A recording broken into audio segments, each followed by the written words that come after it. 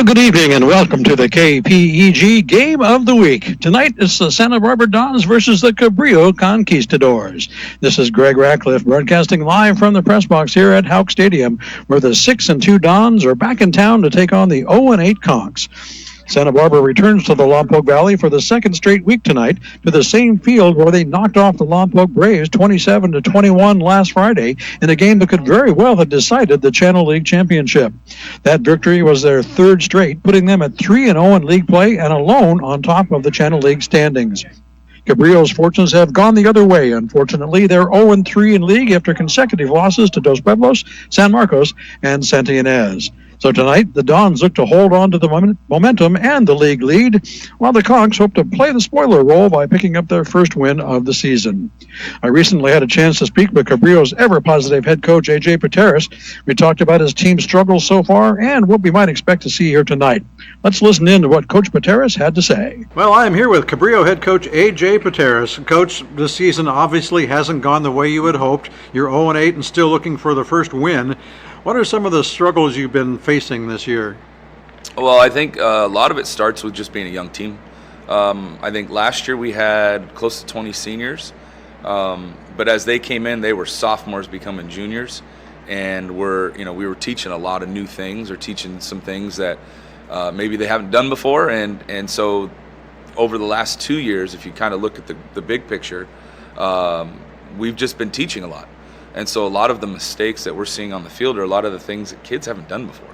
So, and you may be able to do some of those things on a JV level or on a freshman level where, the talent level maybe isn't as great, or the speed isn't there, or even the coaching and the scheme are not all there. So a lot of these things are being exposed as on a varsity level where, you may be introducing concepts and kids are learning them for the first time, and then by the middle of the year, some of those things that we weren't very good at in the beginning of the year, we're actually pretty good at now. So, in a negative context, everybody looks to wins and losses, but on the context of our season, we're playing 90% juniors and sophomores, and they're making great plays at times, and they're making young kid mistakes. So I don't look at it as a negative. I look at more as our job as coaches and teachers is to develop kids.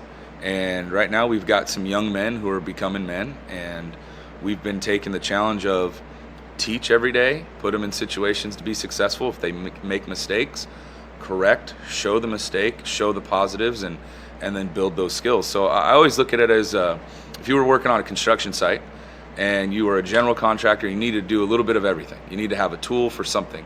And I think that's what the last 3 years have really been, is building skills for these guys to utilize. Whether they master them in high school or whether they master them out of high school, you hope it gets done quicker than later. But I think this year has been a product of opportunities being the first time they've ever experienced it, and struggling to maybe know the landscape. And I think that goes with anybody. If they were doing something for the first time or in situations for the first time, they may not have as much comfort in those situations. So the negative is we're not winning. The positive is we're playing hard, we're practicing well, we're learning, guys are getting better. A lot of the juniors that we talked about in the week 4, 5, 6, week 7 and 8 have been playing phenomenal football. Some of these guys are starting to play really good football. But our numbers, I think, have been the biggest challenge. We have a really, really small senior class, and that was kind of what was left over my first year. Is we had 24 kids total in the program that year. That was my first day. My first meeting in this classroom was 24 kids. And of those 24, there's 4 remaining. And so, a lot of these guys are young, and, we're just teaching, and our effort's there. And then when the effort's not there, you can see the mistakes. And then when it comes to skills, kids are just continuing to learn. So it's just as mastery of those skills will help us down the line. Well, I know you like to focus on the positive. Let's talk a little bit about the positive on offense. Who stood out for you so far, and who are the players to watch? Well, if we go to the quarterback position, I think that's always the first that people talk about, because he was injured for after the Bishop Diego game against Napomo. So for 7 varsity football games, he's close to 1,000 yards. He's close to 50% completion percentage. He's about 50. He's like, I think, 6 touchdowns to 7 interceptions. Throwing the ball, or 7 to 8, some combination of that. and is learning how to step up in the pocket, manipulate the pocket, understand blitzes, understand passing concepts, understand coverages. So when you put that all together, he's having a pretty good season for being a first-year starter on the varsity level. Cade McNamee has been, out of this world on both, pretty much everywhere we put him. He's having a phenomenal year. I think he got his 6th touchdown last week. He's close to 500 yards receiving. He also, last game, blocked a punt, blocked an extra point, blocked a field goal, jarred a ball loose on an onside attempt that we recovered, and then also had a sack for a 20-yard loss plus a fumble on the play. So he's been all over the place. Hunter Barthel, I think, leads us since we've been in league in receptions and yards. He just got his first touchdown last week against St. Inez. JJ Lambrana, where our challenge for him this year was come in and be a leader. You were going to be a senior. And he kind of took over the offense at running back. And the Boyna game is really where he kind of started to show his leadership and his skills. And he's been Mr. Consistent running the ball. We're using him out of the backfield and catching balls at wideout.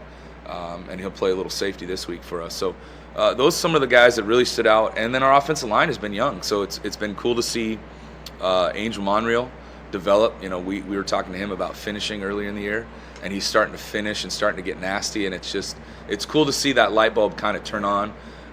We got a young guy, Eric Aguilar, who's been learning. We brought him up mid-season, and he's got big tree trunk legs, and so you're like, oh man, the development of him as a sophomore is exciting to see. And Daniel Allen has been undersized all year. He's about 5'7", maybe 5'8", and undersized, outmatched every time, but it's effort. I mean, he'll throw his whole body into a block and try to weather the storm as best he can, but effort is off the charts. Patrick Durham has played some O-line, and he's just a freak of nature. I mean, he's such a talented young man. And then Dylan Forbes, and when Dylan Forbes uses that frame, he's about 6'3", 6'4", 245, and he's probably one of the best linemen in the area now, easily. And so some of those guys are starting to display, things that you want to see. It's just inconsistencies.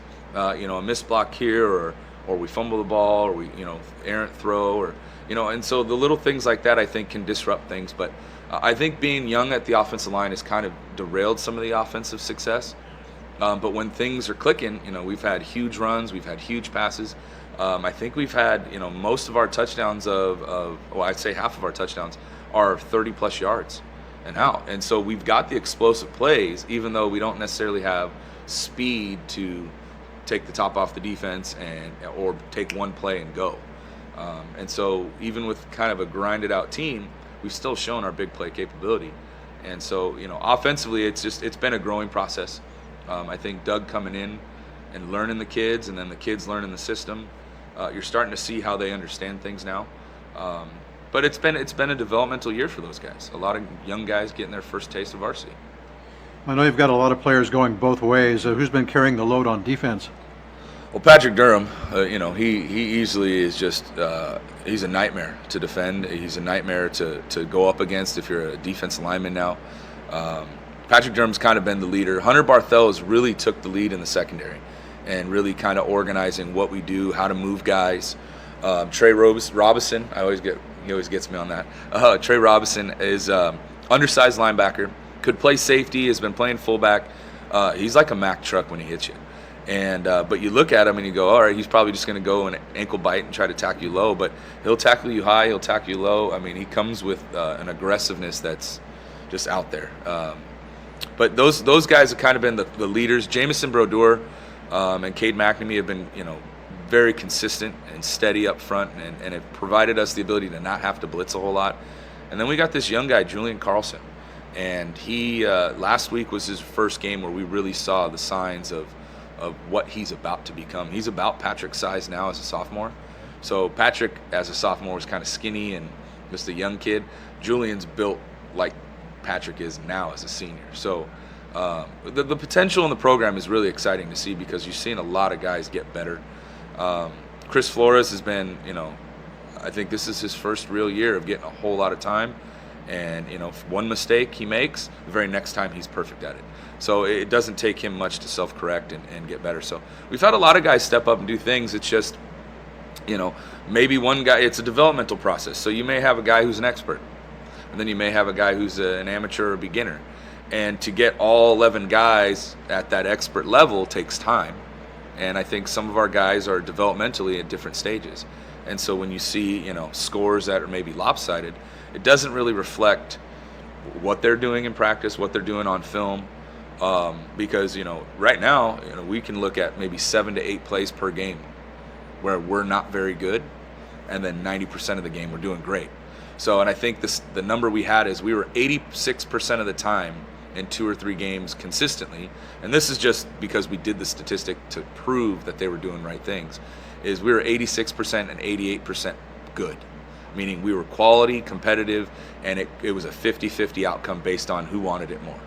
And there were those 14 or 13% of the time, which is literally 6 to 9 plays, 6 to 10, somewhere in that range, and we got a negative outcome. Well, in those 6 to 10 plays, those were points against us or turnovers. Yeah. And so it's just getting the kids to understand that you don't know the outcome in football. All you know is that there's a battle every play.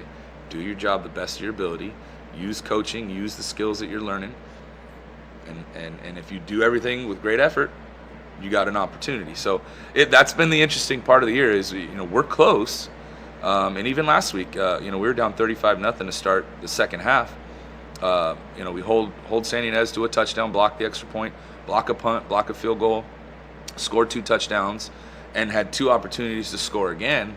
And if you take some of the negative stuff of the first half out, and we can move the ball a little bit, we're now in a battle for that game. So it could have easily been a 41-28 final, but it just little things add up. But the effort's there and the competitiveness is there. It's just that developmental process. How many guys are at that expert? How many guys are at beginner? And where are we seeing those mistakes? So that's kind of been what it's been. Well, this week is the last game before the big one against Lompoc next week, and it's a tough one as you take on the league-leading Santa Barbara Dons. What's the plan against the Dons? Well, they've got the big quarterback, big arm. So defending the pass is going to be a big-time thing for us this week. They run the ball a little bit, as the trend is now, the run-pass option type offense. So they're reading a run play and throwing the ball to the outside quick. And we were even talking about it yesterday at practices. How much time do they run, or how much do they run? And I go, well, if you count all their screens and their short passes, they're probably running the ball 30 times. But he's throwing the ball for 25 of those runs. So we're going to have to be disciplined in space. We're going to have to make sure we keep everything underneath us on defense. And offensively, they've shown a couple different things on defense, and I think it's been based on the teams they've faced. But we're preparing for 2 styles of defense. One, a 3-man front with more aggressiveness on the blitz, which is most teams are giving us, and then a 4-down lineman look with 3 linebackers. So we'll see a little bit of everything. But at this point, we have some fun on the field. We got nothing to lose at this point. Everybody we face has everything to lose. So we're taking it as anything's on the table when it comes to trickery with special team stuff. We're always looking to attack on special teams. Last week we had an onside attempt. Josh called a timeout on their side, and so our coaches were talking. All right, we're going to do this, and the kids go, Coach, we can pooch it over and we'll get it. And we look at each other and we go, all right, we'll do it. We pooch it over the top. Sure enough, kid knocks it loose like we thought, and one of our boys picks it up. And so just looking to attack on the special teams as the third phase will be something we'll do this week again. And then offense, defense is kind of continue to build off of the things we're doing well, and do our best. That's all we can always. Yeah, that's all we can do. Okay, so what does the injury report look like for this week? Well, we no real changes. Patrick Durham's been limited early in practice, but I expect him to be full go Friday. No significant injuries in terms of guys that got hurt last week where we're down. The same few guys have been out. Jeffrey Turtelot just confirmed he had a knee sprain. A couple tendons were sprained early in the season. We didn't really know, just got the confirmation last week. Connor Smith is still out. JoJo Livingston's still out. And so those are those 2 seniors and 1 junior, all offensive linemen, all guys that were either returning or were upperclassmen. And so that's part of why some of our young guys have gotten a lot of time, or even why we brought up the sophomore Eric Aguilar to play some offensive line, just because of that. So relatively healthy. I mean, we're still in the mid-20s, low 20s. So It's an interesting group, but it's a fun group. All right, Coach, as always, thanks for your time. Good luck against the Dons, and we'll talk to you next week before the big game. Appreciate it. Thank you.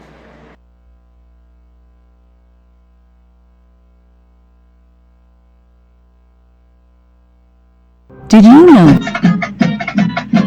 Well, back live now at Houck Stadium. I am joined by my tag team partner, the Statmeister, Mike Loney. Mike, as the Conquistadors take the field, they have a tall order tonight as they try and take down the Santa Barbara Dons. What can Cabrillo do to pull off the upset this evening? Well, they have to play way over their heads, and they have to make zero mistakes. Basically, they have to be almost perfect tonight. We had the opportunity to see these very Santa Barbara Dons just a week ago, last Friday, and they can be pretty explosive. They can be explosive. They can be beaten. I'm not sure if they can be beaten by this group of Conks tonight, but that's why they play the game. Indeed. Looking over at the Cabrillo sideline, their numbers have dwindled somewhat since the beginning of the season. They're down to about 25 or so guys that are suited up. Yeah. So that is pretty slim numbers-wise. So that means there's going to be a lot of guys working both sides of the ball tonight. Mm-hmm. And probably getting quite tired late in the game. So they're going to have to find some way to get off the field and stay fresh. Well, they did win the toss, so things are going their way to start things off, and they elected to receive the opening kickoff, so the Dons will be kicking off to start things off. The biggest thing that Cabrillo has to do tonight is they have to generate some offense somehow, some way. Santa Barbara once again in their traveling white jerseys and green pants. Cabrillo in their home black jerseys and yellow pants. And we are about ready to get underway. Santa Barbara will be kicking off from the southern end of the field.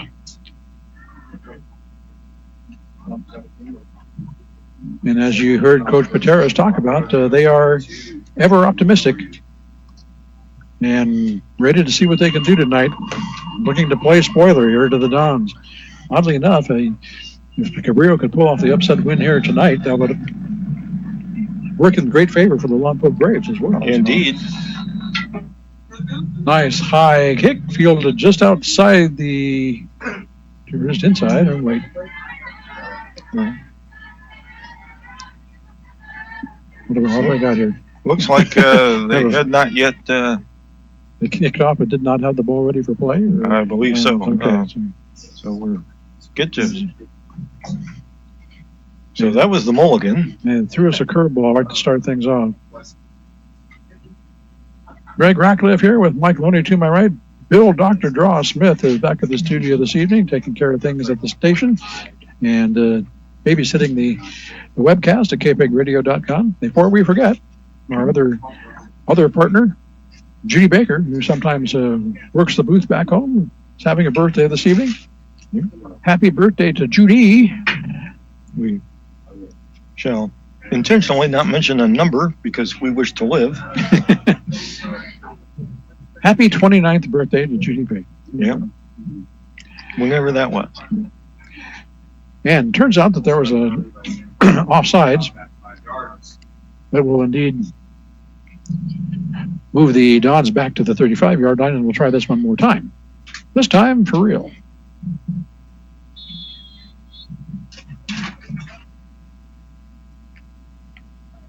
While we have a second, while they tee it back up, we'll let you know that a JV game was played earlier this evening.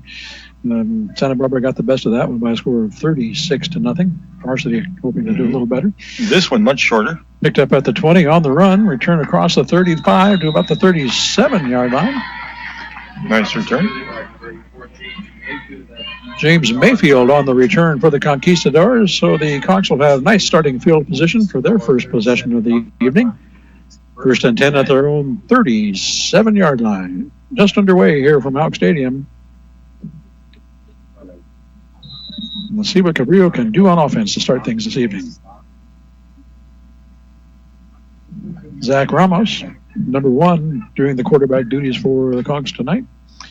They start things off with two receivers to either side, one man in motion. From the shotgun. Back to pass on first down, looks across the middle, and this one is incomplete at the 45. Intended there for Hunter Barthel. Right in front of number 6, Steve Lava. Incomplete pass will bring up second down and 10 for the Conks.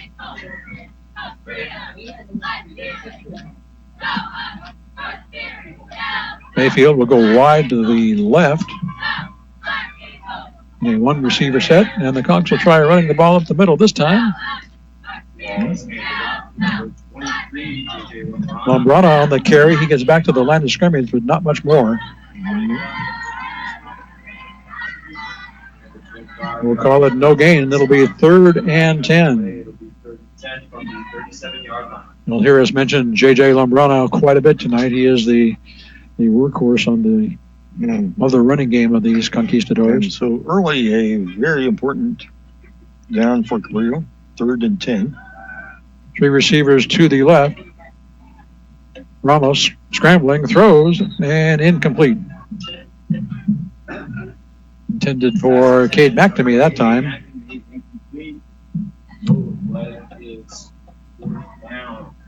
And on their first possession of the evening, the Conquistadors will come up with a 3 and out and will be forced to punt.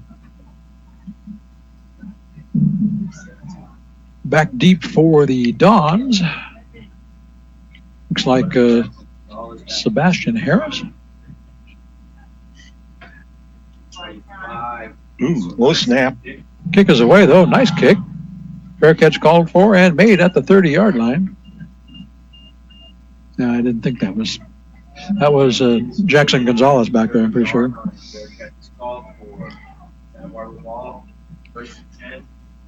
So after a 3 and out, the Conquistadors punted away, and the Dons will get their first chance on offense. 1st and 10 at their own 30.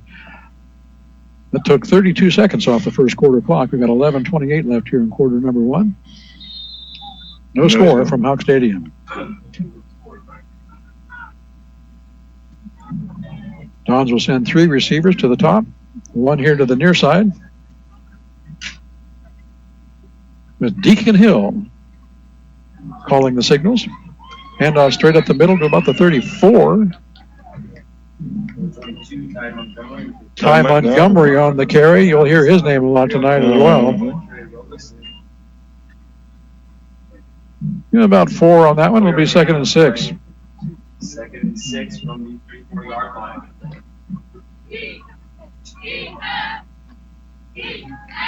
Remember Deacon Hill from last week. He's the young man that's going to end up in Wisconsin here in another year or two. Straight up the middle we go. Breaking into the secondary. That's Montgomery again across midfield and down to the Cabrillo 49 goes Ty Montgomery. Barthel finally got him on the ground. And picked up the first down. The initial first down of the night for either team. 1st and 10 Dons from the Cabrillo 49. We're under 11 minutes.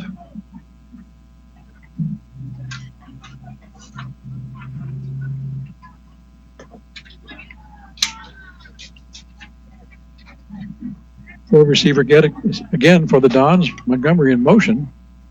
He'll take the swing pass. Incomplete. Just let him a little too far out there on the right side. Yeah.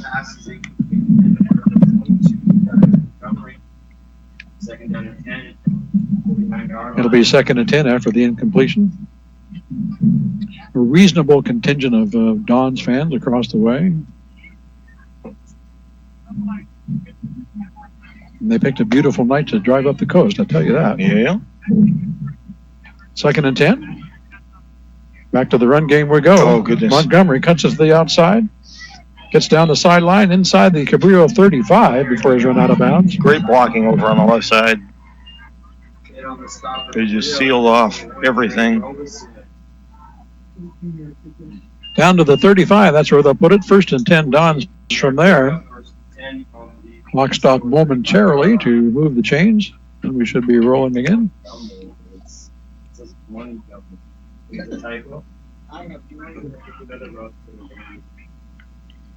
Three receivers up top, 1 here to the near side. Hill throws a screen pass on the far side, complete. Picks up some blocks and gets inside the 25 to about the 22-yard line. Another first down. Anthony Loza on the catch and run.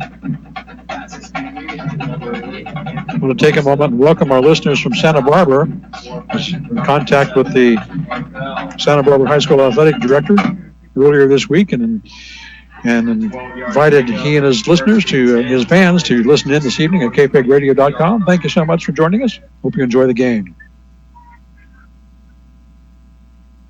1st and 10 from the 23. Hill from the shotgun. On the sweep, that's Dakota Hill. Ooh. He gets hit at the 20-yard line and tackled there. Nice hard tackle. Trey Robeson there from the stop for Cabrillo. Number 6, Chris Flores. 4, Patrick Durham. 2-yard pickup in the second. Give him 2 on that one down to the 21. It'll be 2nd and 8 for the Dons from there. And they're definitely spreading everything out. Again, 4 receivers set. Pass complete across the middle. Little juke move at the 10 and down at about the 8-yard line. Good job by Deacon Hill getting rid of it. He had a free runner coming at him. Jackson Gonzalez on the catch. And with that, the Dons will have a 1st and goal at the Conquistador 9-yard line. Julian Carlson. 1st down, 1st and goal from the 10-yard line. 3 receivers this time, 2 right, 1 left, 1 man in motion. Little flip. Jackson Gonzalez takes the flip, cuts it inside, touchdown Dons. Ball carried by number 11, Jackson Gonzalez, who played is a 10-yard run for a touchdown. And that will put Santa Barbara on the board first here at Hawk Stadium this evening. It is 6-0 with the point after coming up. And we mentioned you were going to hear the name Ty Montgomery a lot. Not only does he run the ball, he kicks. He kicks as well. He's out on the field once again to try the PAT. It is Dakota Hill on the hold. Good snap. Kick looks up. Kick looks no good. Goodness. Plenty of distance, plenty of height. A little wide to the right, looks like. So they come up empty on the PAT, but with 8:58 remaining here in the first quarter, it's the Dons on top first. It's Santa Barbara 6, Cabrillo nothing. You're listening to the game of the week on your home for local sports 100.9 KPEG and KPEGradio.com. We're going to keep you informed about some other games around the Central Coast as well, as with a special eye on the Lompoc San Marcos game going on down in Santa Barbara this evening. All important contest there as far as the Channel Lake standings is concerned. Other than Cabrillo fans themselves, there are no bigger Cabrillo fans than Lompoc right now. Yep. Still showing no score in that one. The only real score we have showing in the area is ours. Templeton is up on Mission College Prep, 7-0 in the first. Bunch of games underway. And here's his kick is underway, fielded at the 5, and then handed off. Michael Guillory takes it on a little sweep and gets out of bounds around the 20-yard line. So the Conquistadors will take over 1st and 10 at their own 20-yard line with 8 minutes, 51 seconds remaining here in the first quarter. Santa Barbara leading 6-0. Quick moment to tell you about one of our sponsors, our good friends at the Surf Connection. Robin and all the gang down at the Surf Connection, thank you so much for being with us tonight and all season long to help with our broadcast. The Surf Connection, ladies and gentlemen. From the shotgun, throwing on 1st down. This one is in the hands and knocked away. Looked complete, and now it's incomplete. That was pass intended for number 8, Kid McNamee. McNamee had it and got it knocked away by the defender. Good job there. And it'll be 2nd and 10 from the 20.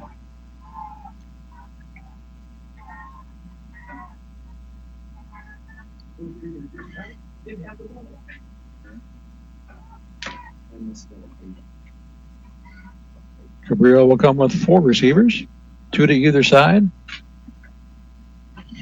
Ramos looking to pass again. Pumps once, tucks it away. Now he's on the run. Gets a couple of positive yards and slides forward to about the 22. Ball is kept by Jack Ramos. Stopping the 28. Justin Perez. 2 yards, but that's the first 2-yard pickup. positive yardage for the Conquistadors so far this evening. 2-yard line. 3rd down and 8 from the 22. Clock running. Approaching the 8-minute mark here in the first quarter.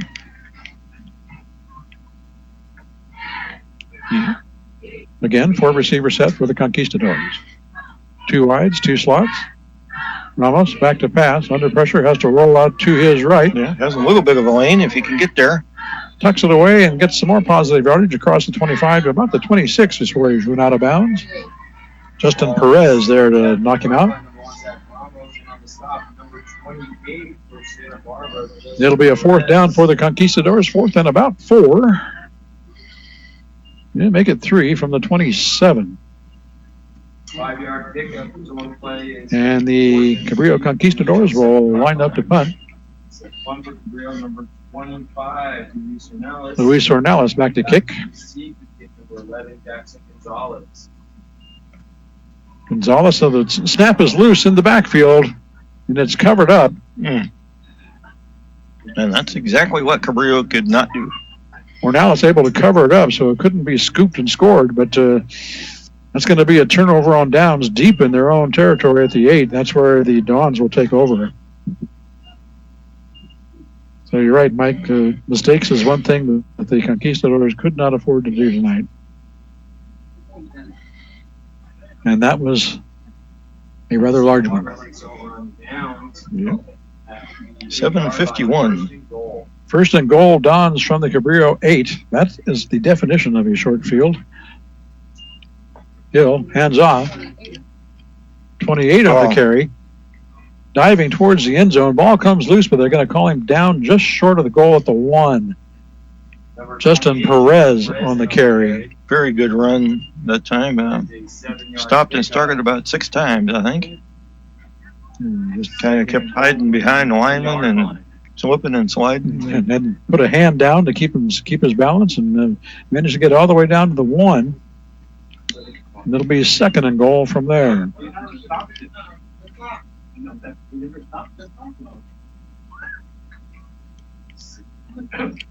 6-0 is the score. The Dons trying to add to that here in the second. And a little confusion about the clock, perhaps.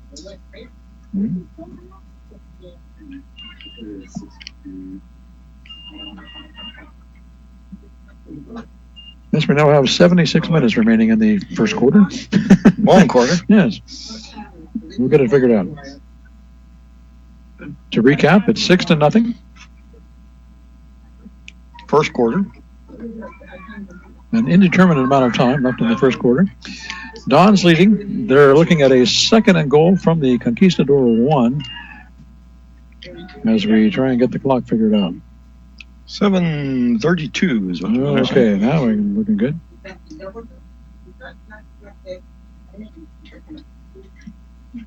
And we'll get back to action. Deacon Hill from the shotgun. Montgomery to his right. One man in motion. Hill will keep it himself and strolls into the end zone for the score. Touchdown, Dons.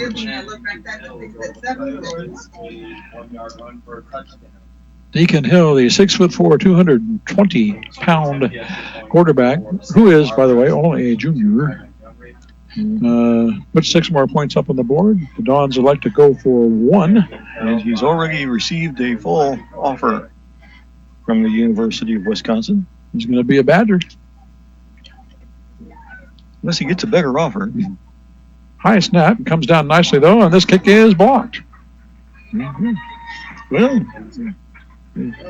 so a positive on special teams here for the Conquistadors as they block the PAT. That's the good news. The bad news is there's 7:21 remaining here in the first, and they're down 12-0. Santa Barbara 12, Cabrillo nothing. You're listening to the Game of the Week on your home for local sports, 100.9 KPEG and KPEGradio.com. Greg Ratcliffe here, along with Mike Loney, Bill, Dr. Draw Smith back at the studio. Thank you so much for joining us tonight. We appreciate you tuning in. Special shout out to our good friend Chet Waite, listening from out of town, significantly out of town. Thanks for tuning in, Chet. We appreciate you being with us tonight. And don't worry, we'll keep you informed on what's going on with the Braves. I'd like to also mention our honorary spotter tonight. Ah, yes, we do have a special guest. Dr. Wally Marsh. Welcome, Wally. Thanks for being here. Hopefully he'll help our eyesight. Kickoff to the 10. Nice seam up the middle. Here we go. Out to the 40, across the 45 to the 46-yard line. From about the 8 to the 48, so a nice. Hunter Barthel with a nice 40-yard or so return. 47-yard line. And some real nice field position for the Conquistadors to start this possession. Now they need to capitalize on that and try and get a couple of first downs put together. One would be a good start. One would be an excellent start. Then we'll go from there. Two wide receivers for the Conks. Under center this time is Ramos. Hand off to Lombrana, and he's not going to go anywhere. Except backwards. Backwards to the 44, as a matter of fact. Loss of 3. Will be second down and 13.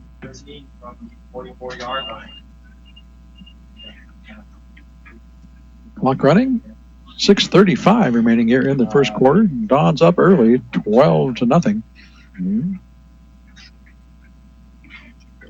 Lombrano had no shot at anything. That was just bottled up. That was totally sealed up in the middle. The line of scrimmage just got shoved back 4 yards.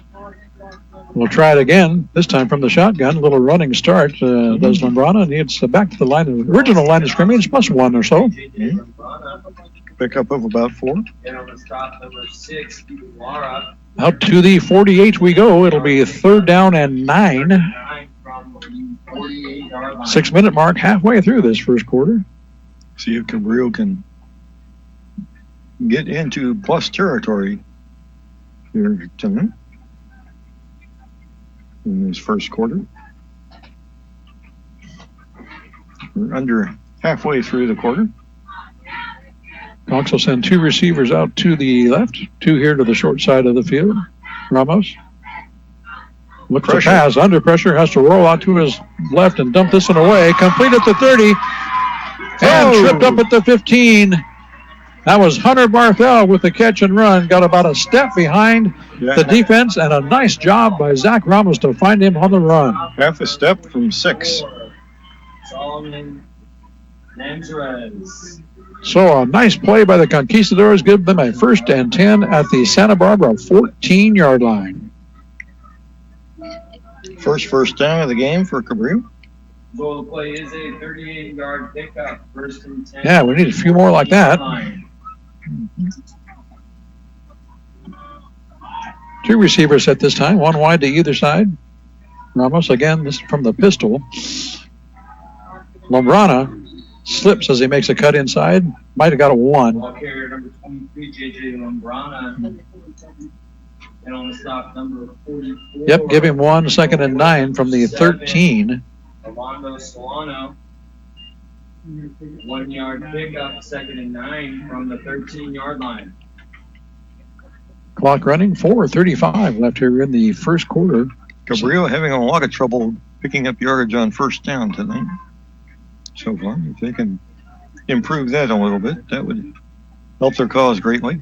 4 receiver set. Ramos throwing to the end zone in the near corner. This one is going to be out of reach and incomplete. Some of the fans looking for an interference flag, not going to get it, however. Nope. Cade McNamee, the intended receiver, couldn't catch up with that one. And some of the faithful here in black and gold thought the reason he couldn't because he got a little hole. No flag, and it'll be 3rd down and 9 from the 13-yard line. And stops the clock with 4 minutes, 20 seconds remaining here in the first quarter. With the Dons up 12-0.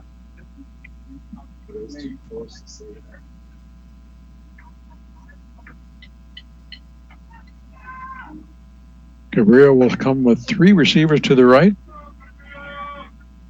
1 up top. That's Lombrano up by himself on the left. Yeah. And flags. Or at least whistles. Timeout, Conquistadors. Clock reads 4 minutes, 20 seconds left here in the first quarter. It's 12-0. Santa Barbara over Cabrillo. Mike, any news from down south? Where we talk about one of our sponsors?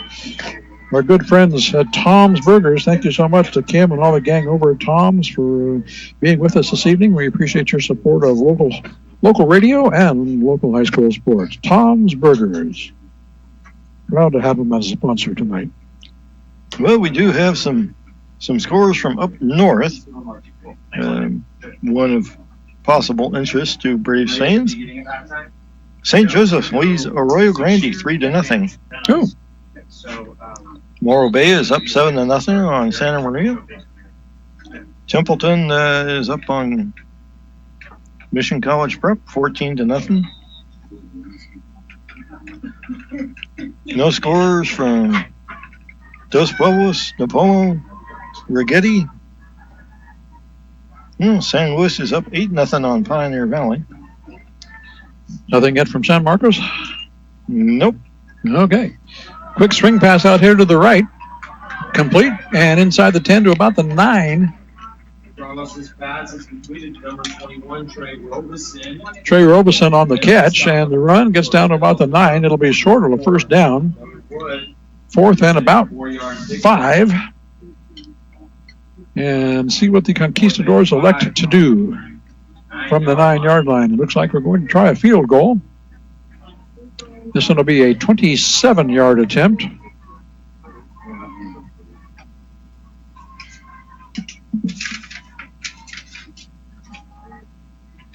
Wesley Young with the kick, and it is up and good.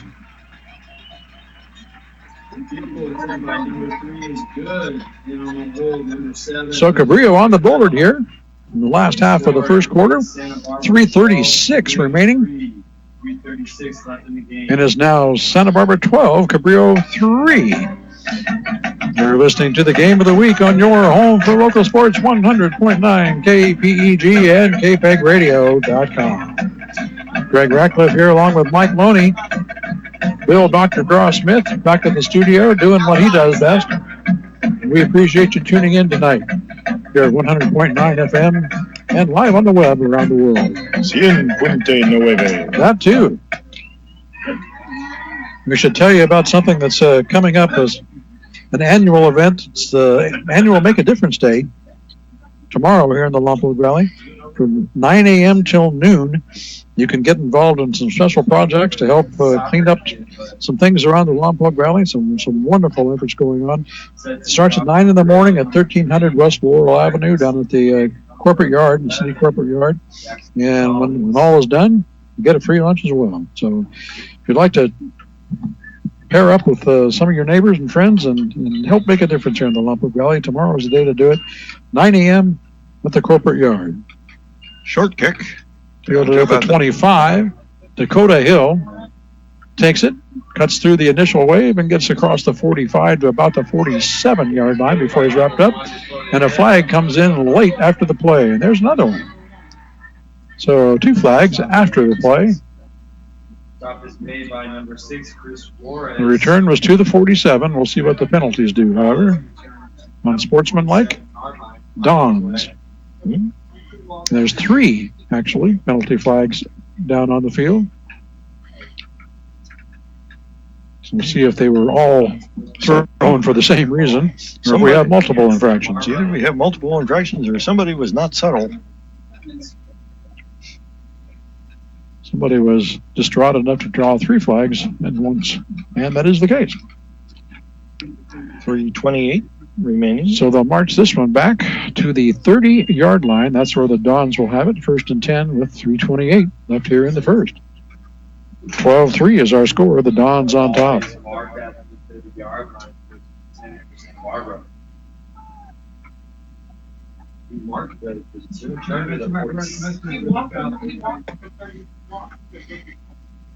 Four receivers for the Dons. 2 to the right, 2 to the left.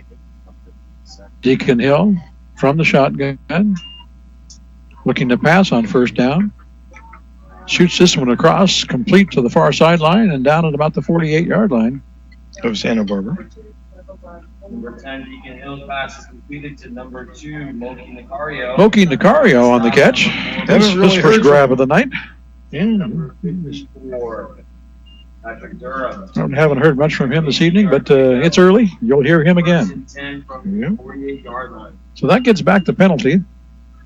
And it's 1st and 10 from the 48.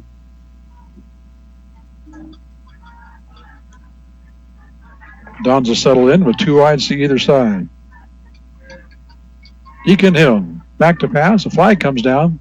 Throw is complete across the middle to Jackson Gonzalez. Hit him right in stride at the 30 and got down to about the 26. There was some pressure. Now this one's going to come back on a false start against Santa Barbara. So that wipes out about a 25-yard gain and moves the ball back to the 43, should be.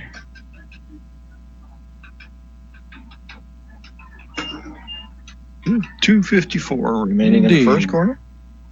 Repeat first down, 1st and 15 now for the Dons from their own 43. Two wides to either side. Hill from the shotgun. They'll go back to the ground game. That's 22 again. Montgomery will get around the corner and get a little bit of room to about the 47, maybe the 48. Yeah, 47. Number 22, Jack Montgomery on the carry. Spending a lot of time right around the 47, 48-yard line here in this. Cabrillo player down. Official timeout. Alex Smith, number 24, injured there at the 45, being attended to by the training staff. He is up and he's sitting up and moving around very well. Looks to be a lower leg issue of some sort. Clock stopped with 2 minutes, 23 seconds remaining here in the first quarter. In a 12-3 ball game, Dons on top of the Conks. Senior night here, by the way, at Hawk Stadium. And pre-game, we had a nice ceremony with all the senior football players and cheerleaders honored. And the band. And the band, too. That's right.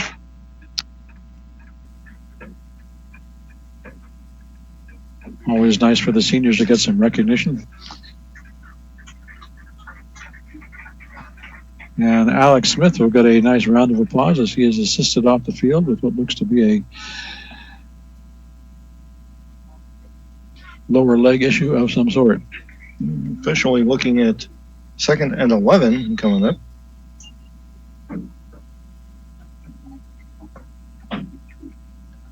Three wides to the top, one here to the short side of the field. Deacon Hill takes the snap, takes a few rolls over to his right, still got it, throws on the run. This one will be high and away, incomplete. Intended out there for Jackson Gonzalez. Just a little too steep on that one. Mm-hmm. It'll be a 3rd down and 11. Clock stopped with 2:08 left here in the first quarter. 12-3 of the score. Dons leading.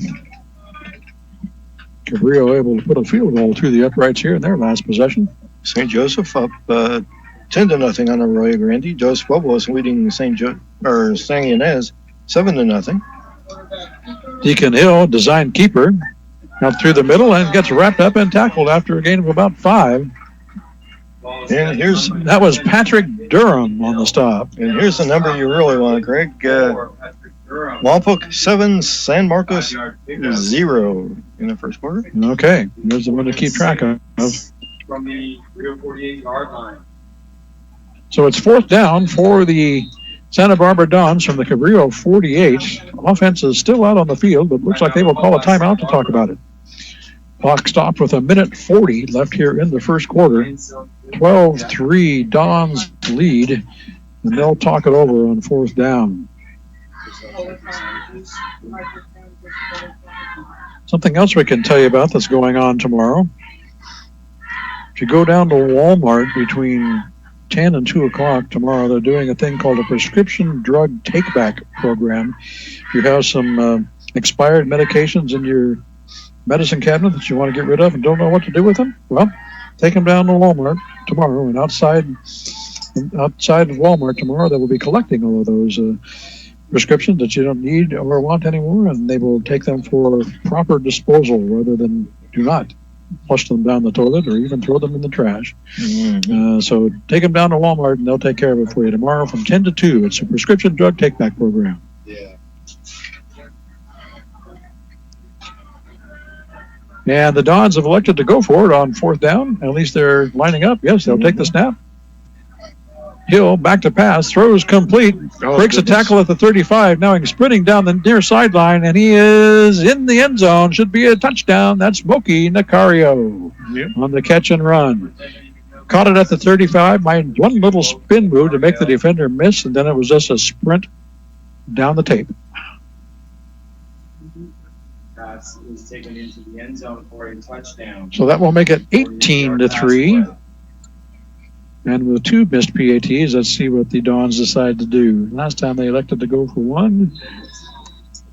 Looks like they might be going to go for 2 this time.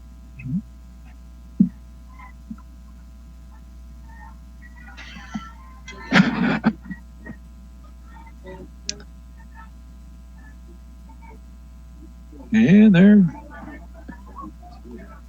kind of hard to tell because Montgomery is out there as the kicker and the running back as well. So, okay, they're going to go for 2. 1 man in motion. Going to throw it in the end zone. This one is complete. Mr. Gonzalez. Gonzalez again and catches it just inside the end zone for the PAT. The 2-point conversion is good. So with 1 minute, 31 seconds remaining here in the first quarter, the Dons have extended their lead. It's now Santa Barbara 20, Cabrillo 3. You're listening to the Game of the Week on your home for local sports, 100.9 KPEG and KPEGradio.com. 100.9. What he said. Lompoc, California. What he said.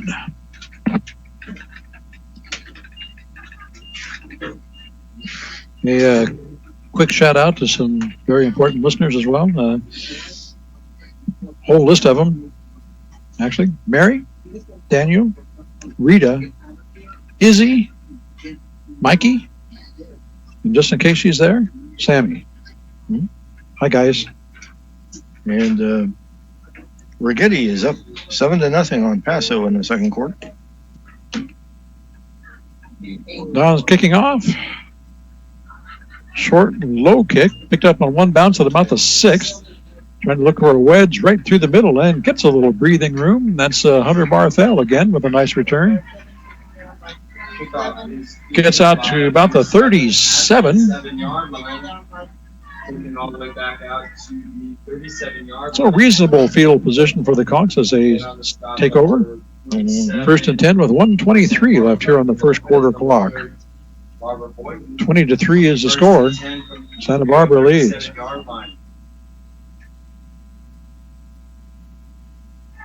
So Cabrillo able to get a little forward momentum on their last position. Let's see if they can back that up with some more. Ramos, hands on. Trey Robeson on the carry this time. Gets out to about a yard, maybe 2.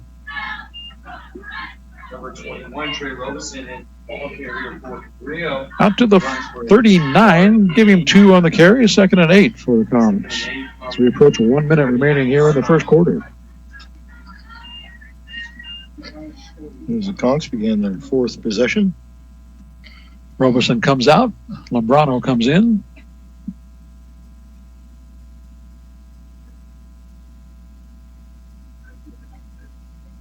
Four receiver set. Ramos back to throw. This one is complete.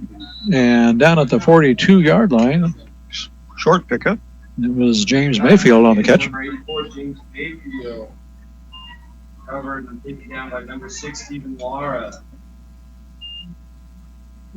Play goes out to the 42-yard line of the Conchs. It'll be 3rd down.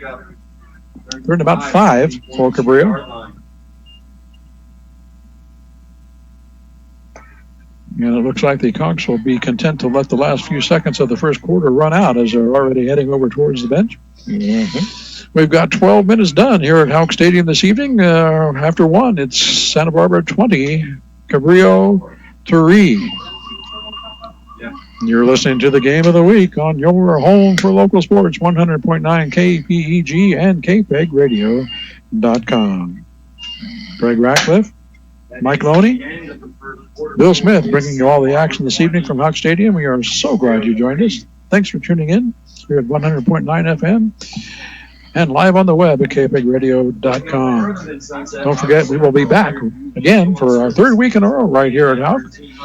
1 week from tonight on November 1st, as the Lompoc Braves, playing visitors this year, will take on the Cabrillo Conquistadors in the annual Big Game. And it will be a rather momentous game, being the last one with the two teams in the same league. For a while, anyway. Yeah, until they change it again. And the last time that it will be the last game of the regular season for a while. I understand it's going to be incredibly early in the season next year. Mm-hmm. Templeton up 14-7 on Mission College. Ramos back to pass and gets sacked at the 35. Big loss. That'll be fourth down and about 12. 35-yard line, 7-yard loss. It is 4th and 12 from the 35. Yes, if I understand it correctly, the Lompoc Cabrillo game next season will be actually in week 1. Ooh. That is incredibly early. Mm-hmm. Not week 0, but week 1. Mm-hmm. And Cabrillo will have a bye in week 0, so it'll be their first game of the year. Hunt gets away, rolls on the far sideline. Will be down at about the 38-yard line of the Dons. Hunt is down by number 7 Cabrillo, Hunter Barthel. It'll be first down. They'll put it at the 39, it looks like. 1st and 10 for the Dons from there. Just underway here in the second quarter with a 20-3 Santa Barbara lead. So how strange is that going to be? Very. Next year when we get underway. Cabrillo will take the first week off, and the very first game they play will be against crosstown rival Lompoc Braves. So that's the way I understand it so far, anyway. Okay, back to this one. 4 receivers, and the Dons will go to the ground game. That's Justin Perez weaving his way through traffic and gets across midfield and into Cabrillo territory down to about the 48. First down and more for Perez.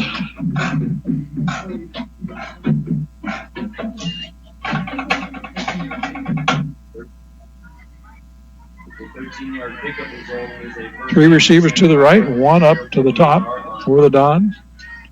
Deacon Hill from the shotgun, hands off. That's Perez again. He'll get down close to the Cabrillo 40. I think we may see a heavy dose of running from the Dons the rest of the way. It's quite possible.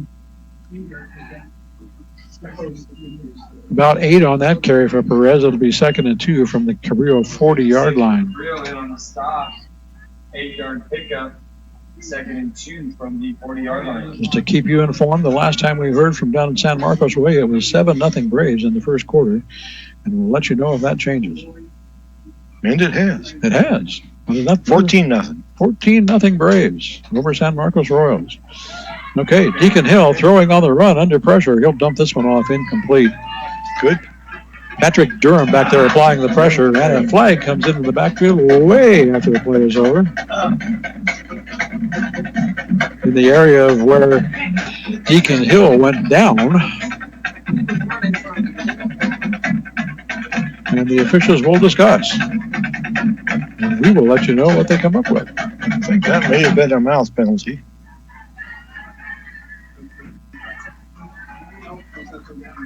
No, saying roughing the passer? No, or grounding. Grounding on the Dons.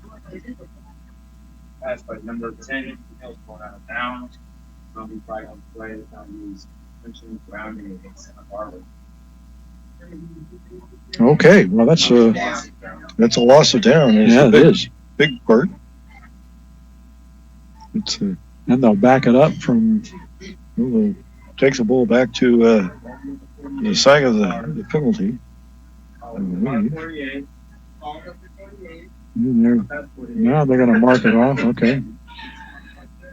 So they'll put the ball at the 43 eventually. Still running around with it. There we go. Okay. So it's third down from the 43-yard line. Third down and, let's see, about 20. Looks like. Need to get down to the 38 on the Cabrillo side of the 50. Third and long. Hill pumps one, turns around the other way, throws complete. Jackson Gonzalez. And he'll get tracked down at about the Cabrillo 48-yard line. Picked up about 11. Number 7, Hunter Martell. So it'll be fourth down and 9 from the Cabrillo 47-yard line. With 9:30 left in the second quarter and counting. We have yet to see the Dons punt tonight, and it doesn't look like we're going to see it now. And they're going to come out too wide on each side again. Hill takes a shotgun snap. Good protection. Blitz. Yeah, picked up the blitz. Throws complete on the far side. That is Jackson Gonzalez again. He'll be down to about the 33-yard line. And that'll be enough for a Santa Barbara first down.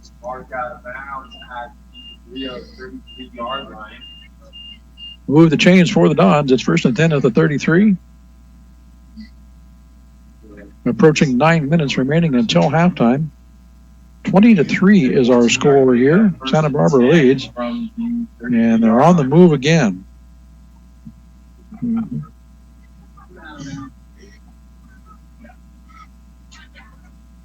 Cabrillo having trouble locating Jackson Gonzalez on key downs. This time they need to find Justin Perez, who's running. And we'll get some positive yardage down to about the 27, looks like. Pickup of about 6.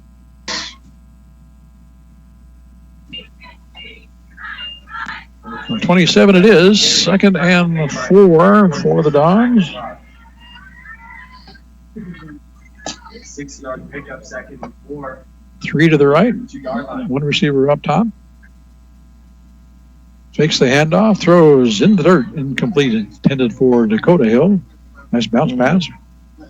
Again, passes incomplete, pass intended for number 1 Dakota Hill from coverage number 8 McAfee. Little NBA reference there. Now that the NBA season is underway. Yeah, for all you basketball fans. I wouldn't be surprised if either or both of the Hill brothers were on the Santa Barbara squad this winter. Surprised me either. A quick little screen out to the far side, incomplete. Pass is intended for number 80. Number 80 on the was the intended receiver. Tried to turn and run before he got a grip on that one and falls incomplete. It'll be fourth down. And I would expect to see the Dons go for this one again. Yeah. And they are. 2 receivers. Shocking. The same formation. Yeah. Except this time, Hill QB keeper. And he's going to be close, but I think maybe just a bit short. Got inside the 25, but needed to get all the way to about the 23, and he's going to come up a yard short. You're right, Mike. So the Cabrillo defense does its job, and we'll get the ball back on downs. First and 10 at their own 25-yard line. 8 minutes, 21 seconds remaining here in the second quarter. 20-3 is our score. The Conquistadors trailing the Dons.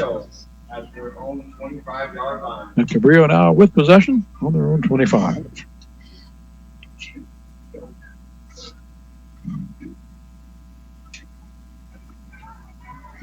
First time tonight they've stopped a Dons drive.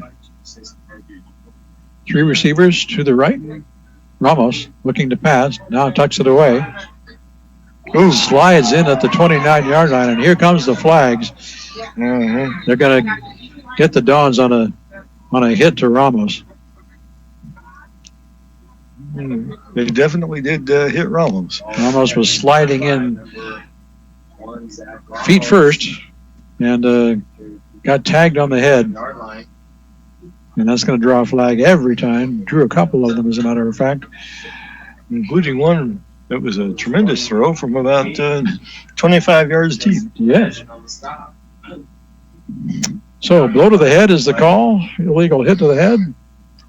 And that's going to be 15 yards against the Dons. Move the ball out across the 40 to the 44-yard line of the Conquistadors and give the Conks a 1st and 10 from there with 8:13 left in the second quarter. It is a personal foul against Santa Barbara, 15-yard penalty. Result of the play is a first down for Cabrillo, 1st and 10 from their 44-yard line. Zach seems to be okay as he is under center for this snap. Handoff up the middle will go nowhere in a hurry. That was, maybe, don't tell me who that was. That was Trey Robeson. Got back to the line of scrimmage, but nothing more. It'll be 2nd down and 10. 2nd and 10 from the 44-yard line.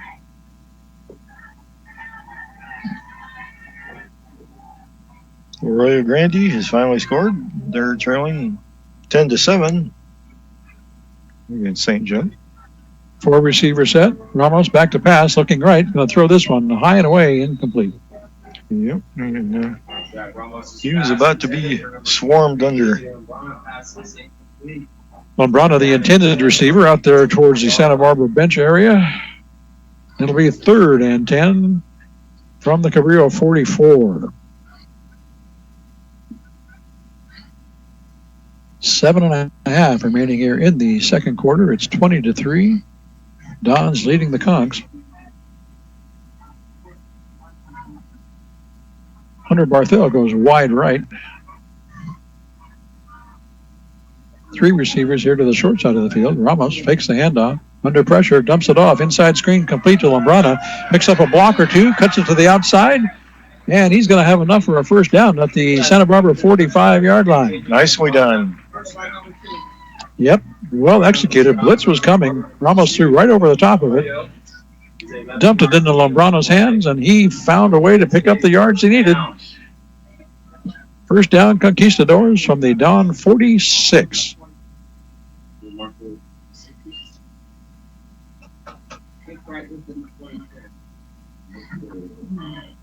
In a little bit of an official discussion here of some sort. Okay, now they bring the ball out, put it on the far hash. 1st and 10, Cabrillo from there. Mission Prep and Templeton tied at 14. Pescadero and the Pomo, they're still showing no score in the second quarter. Ramos fakes the handoff, drops back, throws complete, and down at the 41-yard line. That is Mayfield. James Mayfield on the catch. And on the stop for Santa Barbara, number 6, Stephen Mara. Gain of about 6, maybe 7. Pick up on the play. 2nd and 4. We're going to call it 2nd and 4 from the 40. Dos Pueblos up 21-0 on Santa Ynez. Ooh. Of course, as we've seen, scores from Santa Ynez can be yes. correct. Yes. St. Louis is shown as up 15-0 on Pioneer Valley. Forgetty still leading Paso, 7-0. Ramos back to pass under pressure. He's going to go down. Sacked at the 47-yard line. So that's 6 yards they made on the play before. They lost that plus another one. It'll be 3rd down and 11 from their own 47. What's the latest from San Marcos, Mike? 21-0 Lompoc. Oh, Braves rolling over the Royals. And Santa Maria, who woke up and is leading Morro Bay 21-7. And surprisingly, Greg, Santa Barbara is leading Cabrillo 20-3. That one I knew. 3rd down and 11 for the Conks. Ramos under pressure, throws this one. Nice pass on the far sideline, knocked away, incomplete at the 20. Moki Nicario back there defensively, knocked that one out. Cade McNamee, the intended receiver.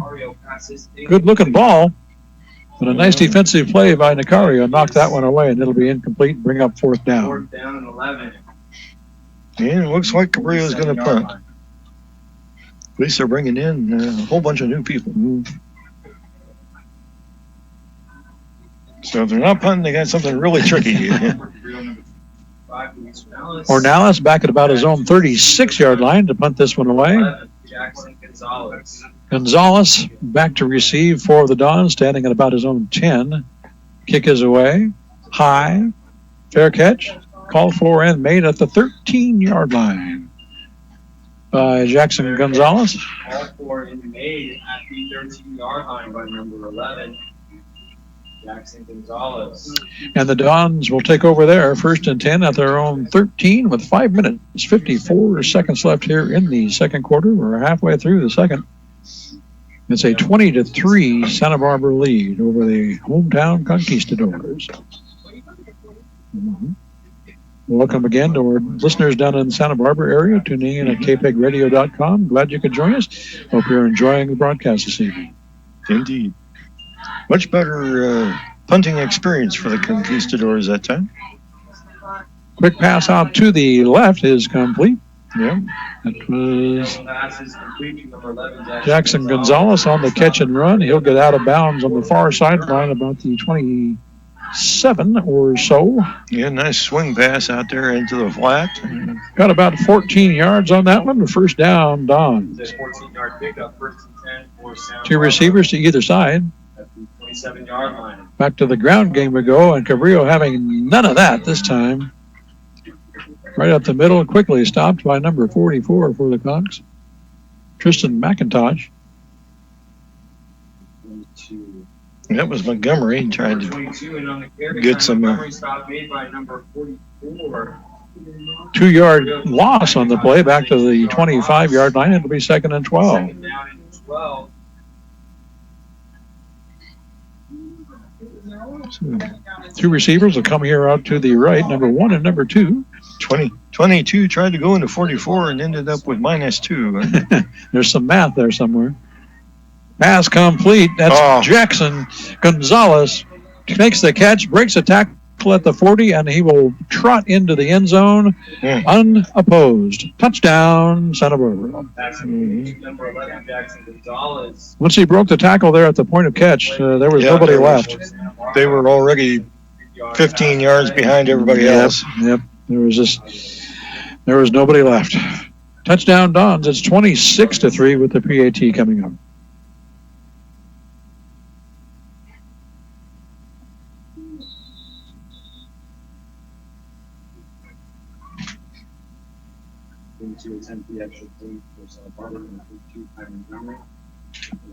Dakota Hill out to hold. Montgomery to kick. This one is away. Looks good to me. The officials like it as well. So with 4 minutes, 58 seconds remaining here in the second quarter, Santa Barbara has extended its lead. It's now the Dons 27, the Conquistadors 3. You are listening to the Game of the Week on your home for local sports, 100.9 KPEG and KPEGradio.com. 100.9 Lompoc, California.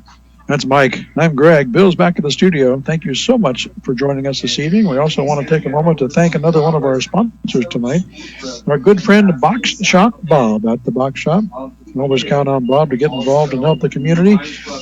We appreciate you, Bob, signing up to help local radio and local high school sports. The Box Shop. St. Louis Tigers up on the Pioneer Valley Panthers in the Battle of the Cats. Battle of the Cats. 15-0. Second quarter. The canine clash. And for those of you paying particular interest to the Lompoc San Marcos game, last we heard, 21-0 Braves in the second. Down at Santa Barbara. Kick is away. This one is a high, short kick fielded at about the 8-yard line. Little seam. Nice return out to the 40-yard line. Glory. Number 6, Chris Flores. That's 9-yard. Another Chris Flores.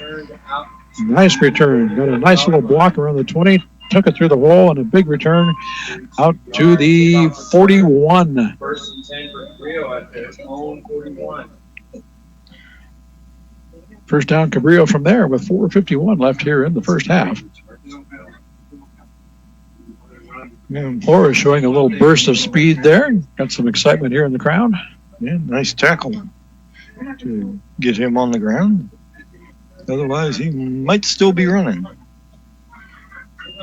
5 receivers for the Conks. Ramos throwing deep down the far sideline. This one will be complete at the 25-yard line. And down there, that's Cade McNamee went up to catch that one. Yeah, he got some definite error that time.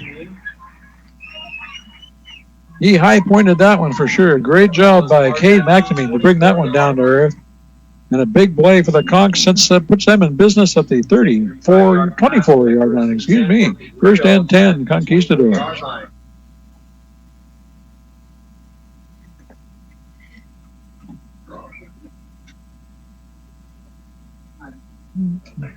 So that's the kind of big plays the Conquistadors need to get together.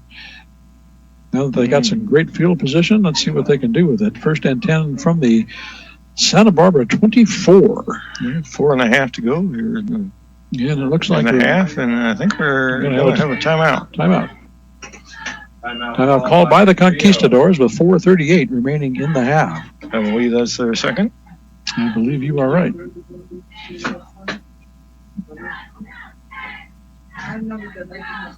If you're into Halloween, and I know I am, and if you're into crafting, which I'm not very good at, but if you're into Halloween crafting, there's a fun thing going on down at the Lompoc Library for Halloween crafting fun. You can decorate some picture frames and get a photo op while you're down there and learn how to decorate pumpkins and do all sorts of fun stuff at the Halloween crafting thing going on from 3 to 4:30 at the Lompoc Library on Halloween Day. Open to all ages. If you'd like more information about the Halloween crafting projects going on down there at the library, you can call them at 875-8781 and have some fun on Halloween. Finally have a score in the Napomo-Atascadero matchup with the Titans up 7-0 on the very end. Templeton leading Mission Prep 17-14. Quick screen out here to Cade McNamee. He's going to get tackled right about the line of scrimmage.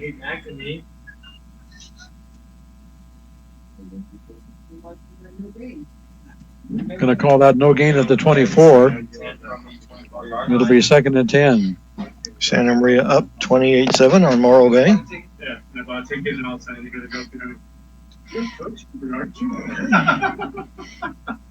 St. Joe's still leading Aurora Grande 10-7.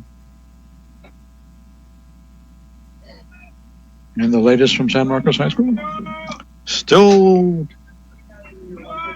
San Marcos 0, but we have an alteration in the Lompoc score. It's now 28. 28 zips, and Marcos trailing the Braves. And back here, Ramos running Takes for off. his life and gets some positive yardage down to about the 20. Mm-hmm. So it'll be 3rd down and about 6 from the 20-yard line. One would expect this to be 4-down territory for the Conks. 3rd and 6 from the 20-yard line.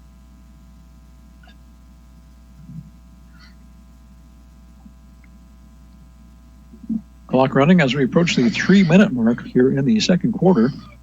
Cabrillo will send 2 receivers to the left. Nobody up top. Ramos under center. JJ Lombrano, the deep back, will get the call, and he'll burrow straight up the middle down close to the 10-yard line. Plenty for a first. They'll put it at the 11. First down, Conquistadors from there. Nice run by JJ. 9-yard pickup. Bill is on the stop after a 9-yard gain. It's a first down and 10 from the 11-yard line. So we're outside the 10. They can get a first down without scoring. About 2:50 remaining in the quarter, so plenty of time. Back to Lombrana. Straight up the middle again. Not quite as successful this time. He'll get about a yard to the 10. 2nd and 9 from the 10. On the run, they're on the stop, number 53, Diego Barba, number Approaching the 2-minute mark here in the second quarter. It's 27-3. Santa Barbara leading Cabrillo. Conquistadors knocking on the door, however, would dearly love to punch this one in to get a little momentum going into the locker room. 4 receivers set for the Conks, 2 to either side. Ramos under center this time. 3-step drop, quick throw to the back pylon on the far side. This one will be incomplete, and here comes the flags, a pair of them. We're going to have a defensive pass interference. Cade McNamee, the intended receiver, tried to get to the back pylon and got held up.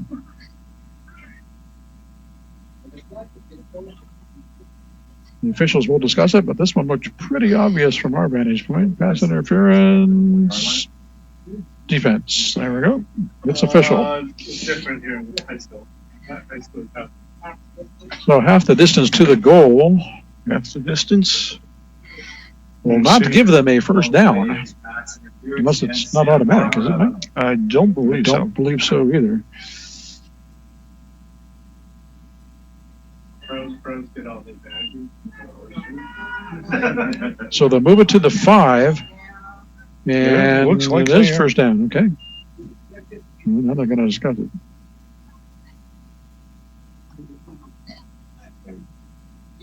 Right, it is not. Put the sticks back where they were. It's 2nd down. And about 4. And now we'll take a timeout called by the Dons. Clock stop with 1:49 remaining in the half. 27-3 is the score. The Dons lead the Conquistadors. Cabrillo trying to get one in before the half expires. It'll be 2nd down and 4 from the 5.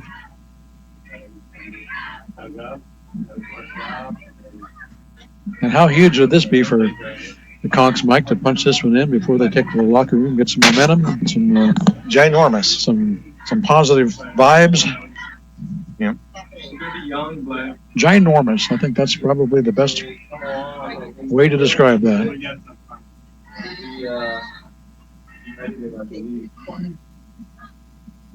So the Dons have figured out what they want to do defensively, and they're back on the field. Here comes the Conks offensive unit.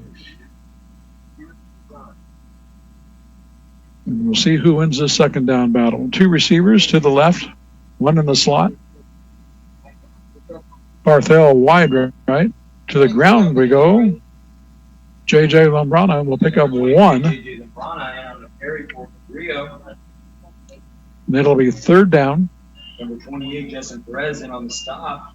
Well, they're going to give him back to the line of scrimmage, and that's it. 3rd and 4 from the 5-yard line. So 3rd and 4. And I believe Cabrillo is in 4-down territory. One would think. Robeson comes out. Guillory is in. Guillory, the lone back behind Ramos. 4 receivers set. Ramos back to pass. A little slant pass to the end zone. Incomplete. Intended for McNamee. Ramos's pass intended for Dakota Hill there on defense for the Dons, I believe. Breaking that one up. And it'll be 4th down. 4th and 4 for the Conks from the Santa Barbara 5. Incomplete pass. Stops the clock with 1:04 left here in the half. And Cabrillo will stop the clock using their final timeout of the half. Let's see what they can come up with on 4th and 4. I think this would be a. Do you settle for 3 at this point, Mike? Or I try and punch this in. I don't know. Well, I think you try and get the first down. Give you 4 more shots at the end zone, in close. If you, Well, the fourth down. If you miss it, you're done. yeah, but they don't have to get it in the end zone to keep the ball. They 4th and 4 from the 5. So, yeah, interesting decision here for the Conquistador offense. We'll see what Coach Pateras and the gang decides to do. He indicated during the time I talked to him the other day that the Cabrillo's got nothing to lose. They're going to go out and have some fun, and you never know what kind of trickery might be afoot. They're not going to hesitate to do some trickeration tonight, and I wouldn't expect any less next week. 4 scores at the half. The Pomo 7, the Tascadero nothing. St. Louis up 21-0 on Pioneer Valley. St. Joe still leading Arroyo Grande 10-7. And back here, Zach Ramos is going to get sacked at the 15-yard line as Cabrillo decided to go for it on 4th and 4. And that didn't work anyway, the way they drew it up. And the Dons will take over on downs, 1st and 10 at their own 15-yard line with exactly 1 minute left to play here in the half.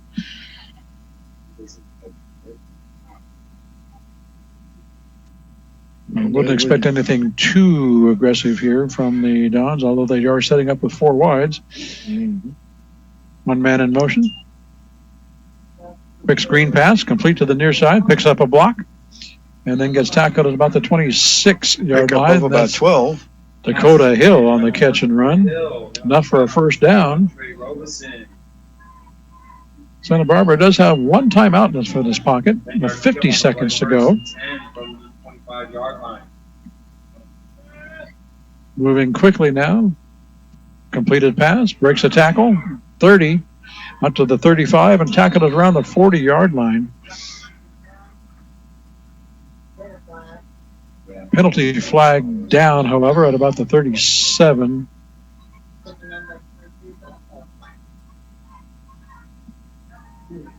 Clock stop at 38.8 seconds remaining. We'll see what the penalty is about. The play was good out to the Santa Barbara 40.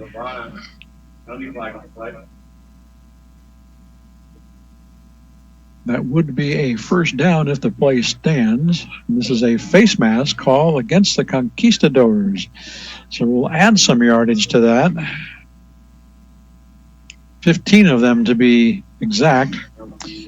Move the ball across midfield to the Cabrillo 45. And all of a sudden, the Dons have a 1st and 10 in Cabrillo territory with 38.8 seconds and a timeout. 4 receivers for the Dons. Deacon Hill standing at midfield, takes a shotgun snap. Plenty of time, throws deep down the near sideline. This one is in the middle, complete to number 1, Dakota Hill. Touchdown, Dons. Hill to Hill at about the 5. And a trend I've seen tonight is Cabrillo not able to make the initial tackle. Yeah. At the point of contact and the point of catch, the Santa Barbara Dons are able to get away and then break it big for the rest. So it's 33-3 with a point after coming up. 27.7 seconds. Ty Montgomery to do the kick. Low snap.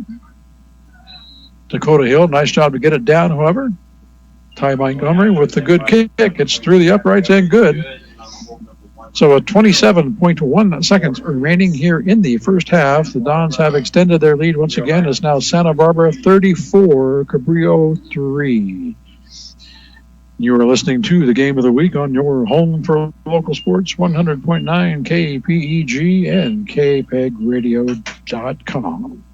100.9, Lompoc, California. What's the latest word from San Marcos, Mike? Keeping our fans informed this evening. Still 28-0. Braves Second quarter. An all-important Channel League contest down there. The big one was last week when these very Dons knocked off the Braves here at Hawk Stadium. 27-21. First time they'd beaten the Braves since 1998.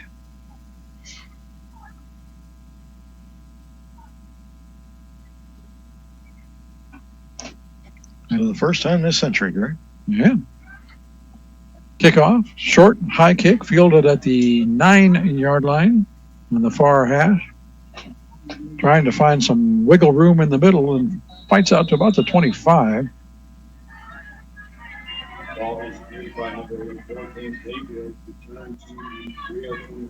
Mayfield on the return of about 16 yards or so. Give the Conquistadors a 1st and 10 from their own 26 with 19.4 seconds remaining in the half. No timeouts left for the Conks. See if they're content to head to the locker room or if they want to pull out some razzle-dazzle, some trick here before we go in. Ramos will line up under center. High formation. Pitch to the deep back. That's Michael Guillory on the carry. He'll get some positive yardage out to about the 30-ish. 29 looks like. And they will let the seconds run out here in the second quarter to take us to halftime. Pickup of about 3. So with zeros on the first half clock, our score here at Houck Stadium is Santa Barbara 34, Cabrillo 3. And down at San Marcos, it's Lompoc 28. San Marcos nothing. Probably approaching halftime down there as well. Mm-hmm. So we will let these guys go to the locker room and sort it out. We will send you back to the KPEG studios for some pertinent information on things going on around the Lompoc Valley, and then we will see you back in about 15 minutes for the second half. Stay with us, folks. You're listening to the Game of the Week on your home for local sports, 100.9 KPEG.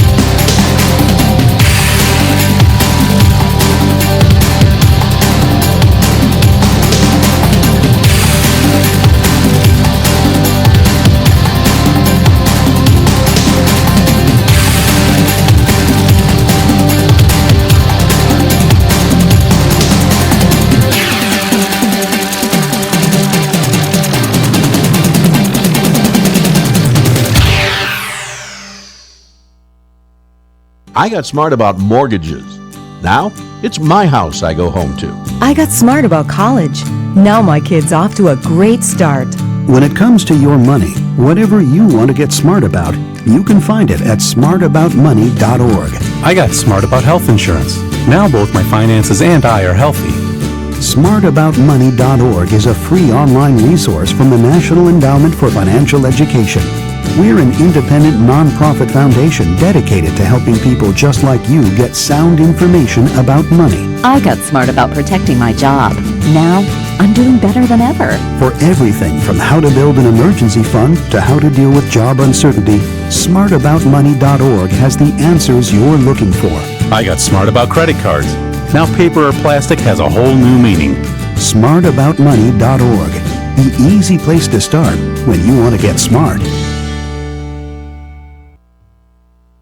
Hey, football fans, do you have friends or family that live out of town but still like to follow Lompoc Valley football? Let them know that KPEG's game coverage is also streaming live on the web. Just send them to kpegradio.com and they can catch all of the action no matter where they are. That's kpegradio.com, brought to you by your home for local sports, 100.9 KPEG.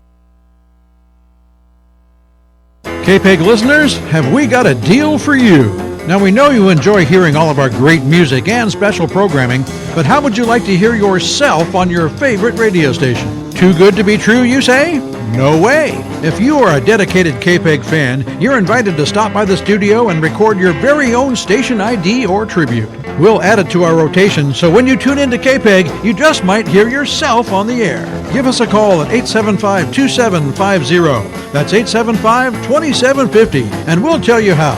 It's simple, it's fun, it's free, and it's right here on Lompoc's very own 100.9 KPEG. The Lompoc Library is once again offering free homework help. The Homework Club is held in the Children's Department of the Lompoc Library and is available to all students kindergarten through 12th grade. A volunteer tutor is there to help every Tuesday and Wednesday from 3:30 to 5:30 throughout the school year. Homework Club is a drop-in program, so there is no need to register. For more information on the Homework Club, call the Lompoc Library at 875-8781.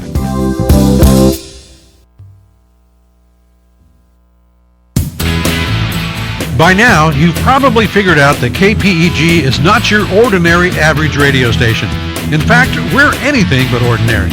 First, you'll never ever hear a commercial on KPEG. We're all about the music. And how about that music? We play more music with more variety than any other station in the area. And not just the standard tunes you hear everywhere else. Sure, we play rock and oldies and your favorite classic rock songs, but we'll also introduce you to some deep tracks that you might not have heard. Some new rock, and even some bands that are a bit off the mainstream. That's what makes KPEG so unique. Well, that and our exclusive live sports coverage. But the point is that KPEG is different by design. Enjoy it. We're 100.9 KPEG. The City of Lompoc invites the community to join together and make a difference. The annual Make a Difference Day will take place from 9 a.m. till noon on October 26th. The Lompoc Parks Division is hosting the day of service, which will be based at the City Corporate Yard at 1300 West Laurel Avenue. Community members are urged to participate as individuals or in groups, and then enjoy a complimentary lunch.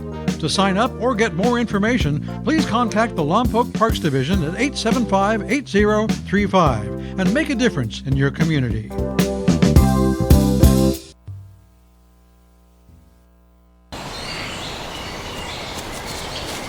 Dad! Come on! Over here! Look at this, Dad! Over! Whoa. The moment my son saw a redwood tree It's huge! is the moment I knew that for him, You can't even see the top of that thing! even the sky has no limit. There are some moments only the forest can inspire. Find yours at discovertheforest.org. Learn about forests near you and discover cool things to do when you go, like hiking, biking, fishing, or camping. Or do your own thing when you get there with family and friends. Your moment is out there. Find it at discovertheforest.org. That's discovertheforest.org. Brought to you by the U.S. Forest Service and the Ad Council.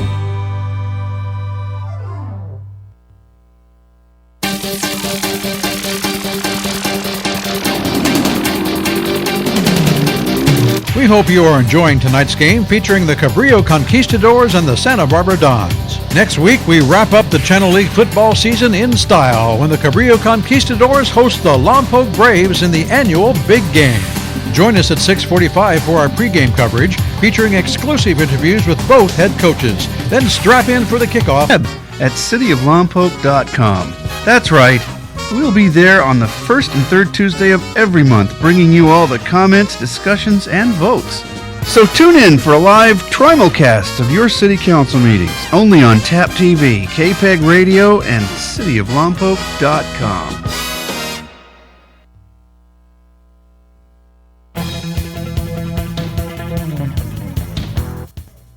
Hello, I'm Samantha Scroggin, Community Relations Manager with the City of Lompoc.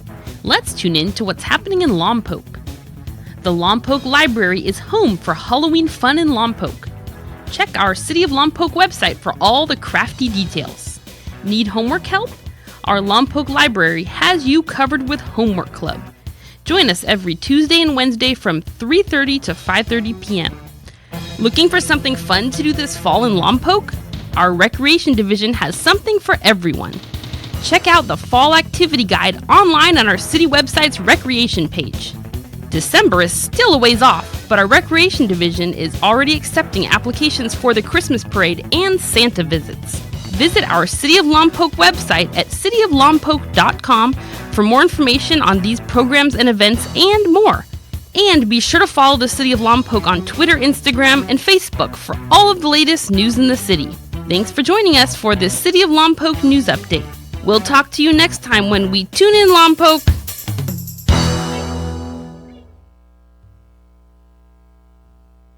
You're listening to the Game of the Week on KPEG. It's halftime, so grab a snack, refresh your beverage, then settle back into your favorite chair. The second half kickoff is coming up soon, right here on 100.9 FM KPEG. Fire, flood, hazardous spills, active shooter, extreme weather.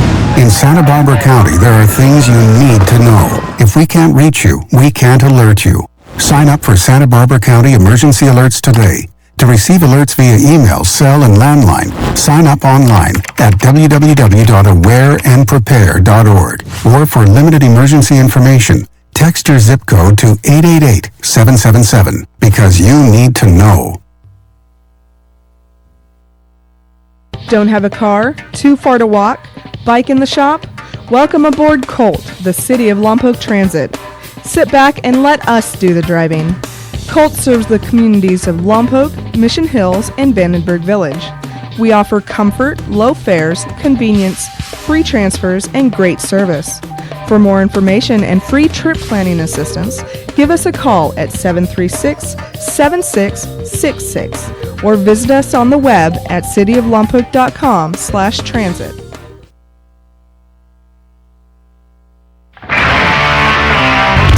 So, you want to know what's new on KPEG? Well, we've created the perfect solution, and we call it KPEG New Tracks. Every week, we'll showcase some of the new songs we've recently added to the mix, plus preview some tracks that haven't even made it into rotation yet. From indie to heavy metal, you'll hear some great new additions to the library, complete with artist and song title information. And who knows, one of them may turn out to be your next favorite song. Can you afford not to listen? It's KPEG New Tracks. Catch it every Friday night at 6 p.m. right here on your home for the greatest collection of rock and roll on the planet, 100.9 KPEG. Rich is just a really good guy. The term good egg isn't enough to describe him. He's also certified organic and free range. Rich puts the cap back on everything. The toothpaste, the olive oil, the shampoo, everything. He lets his 10-year-old nephew beat him at virtual tennis, even though he can straight up slay his 10-year-old nephew in virtual tennis. When the toilet paper is running low, Rich replaces the roll on the actual holder, not just on the back of the toilet. Rich is texting and driving. Rich, no. What are you doing, Rich? I was just telling everyone how great you are. Texting and driving makes good people look bad. Visit StopTextStopWrecks.org. A public service announcement brought to you by the National Highway Traffic Safety Administration and the Ad Council. There's a chill in the night air. There's pumpkins everywhere. And it can only mean one thing. It's almost time for KPEG's Hardcore Halloween Celebration. Listen in on the 31st as we play specially selected Halloween-themed tunes all day long. Then at 6 o'clock, the gloves come off and the masks go on as we dive deep into the darker side of Halloween rock, playing non-stop hardcore heavy metal Halloween tracks until midnight. Join us and prepare to be rocked to the bone. It's KPEG's Hardcore Halloween, starting at 6 o'clock on Halloween night. Be there, if you dare. Boys and girls of every age, wouldn't you like to see something strange? I shop and cook for my mom every week. I help my dad pay his bills. I take my wife to the doctor. Am I a caregiver? Are you caring for a senior parent, spouse, or friend? Do you spend time helping with meals, shopping, or personal care? Are you stressed? Do you have less time for yourself? You are not alone.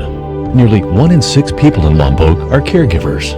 Visit caringtogetherlompoc.org or call 925-9554. You're listening to the Game of the Week on KPEG. It's halftime, so grab a snack, refresh your beverage, then settle back into your favorite chair. The second half kickoff is coming up soon, right here on 100.9 FM KPEG. Dave, what are you doing? Just sending a gift to Dave 2037. Who? Me in the future. I save a little money from every paycheck as a gift to Dave 2037, so he can spend it on things like anti-gravity boots or a hologram Doberman, something cool like that. I think Dave 2037 deserves it. He worked hard. What are you getting Steve 2037? I guess I was thinking Steve 2037 would just fend for himself. Well, alright, but don't expect to be borrowing my anti-gravity boots. You want to have money in your future? You got to start saving now. Putting some money from every paycheck into a savings account or contributing to your 401k can make a big difference later. Put away a few bucks, feel like $1 million. For free ideas and easy ways to save, go to feedthepig.org. That's feedthepig.org. Hey, let's just hope Steve 2037 doesn't get his hands on a cold time machine, because he is going to come back here and knock some sense into you. This message brought to you by the American Institute of Certified Public Accountants and the Ad Council.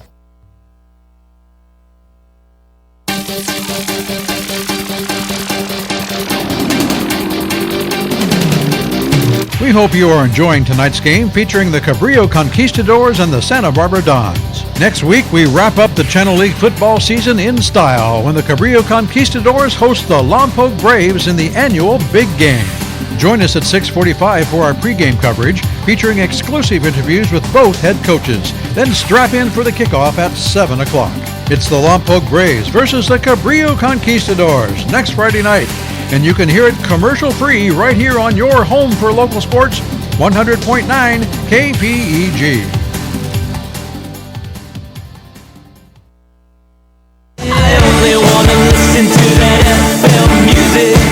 Hi, I'm Casey Farah, your host for KPEG's Local Music Hour. Playing music from Lompoc and the surrounding cities. Every Saturday at 7 p.m. Right here on KPEG 100.9 FM.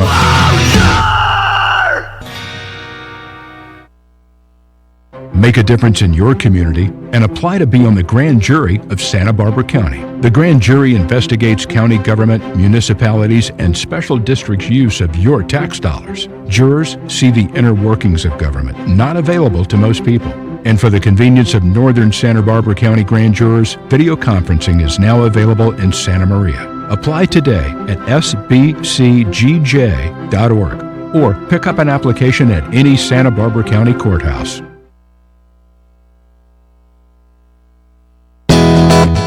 Hey Lompoc, now that your newest, bestest, most favoritist radio station is up and running, why not put us to work? If your organization has a nonprofit event or fundraiser coming up, let KPEG help spread the word. Just submit your public service announcement at least 2 weeks in advance and we'll handle the rest. Call us at 875-2750 for details. That's 875-2750. After all, KPEG is your community radio station. Serving you is what we do. You're listening to the Game of the Week on KPEG. It's halftime, so grab a snack, refresh your beverage, then settle back into your favorite chair. The second half kickoff is coming up soon, right here on 100.9 FM KPEG. So you see, son, good manners are very, very important. Someday, many years from now, when you're a grown-up, you'll be a man. And when you are, you should be a gentleman. Do you want me to go through it one more time? Yes. Yes, please. Yes, please. Exactly. Always say please, thank you, you're welcome, and excuse me. Sit up straight, hold doors open for ladies. If a door's shut, then knock first. Don't burp, don't swear, don't speak with your mouth full, don't reach across people's plates, keep your elbows off the table. What table? And don't interrupt. While we're at it, don't stare, don't use foul language, don't call people names, but do remember people's names. Always share your toys, play nice, and cover your mouth when you cough or sneeze. On the bus, give up your seat to anyone who has trouble standing. Bottom line, treat others the way you'd like to be treated. Got it? Got it. And stop picking your nose. Most parenting is hard to do in just 2 minutes. But spending just 2 minutes twice a day making sure they brush their teeth is easier and could help save them from a lifetime of tooth pain. For fun 2-minute videos to watch while brushing, visit tunein2x.org. That's tunein2x.org. A message from the Partnership for Healthy Mouths, Healthy Lives, and the Ad Council. The World Wide Web has many things to offer, and one of those things is Tap TV. Just surf your browser to cityoflompoc.com/taptv. Click on any one of our 3 channels and you'll see original, locally produced television. Between shows, we have a bulletin board loaded with announcements and events in Lompoc, with rockin' KPEG radio as the soundtrack. It doesn't stop there. You can make your own TV show. Just stop by the Lompoc Media Center at 125 West Walnut on the 3rd floor of the Anderson Rec Center, and we'll show you how.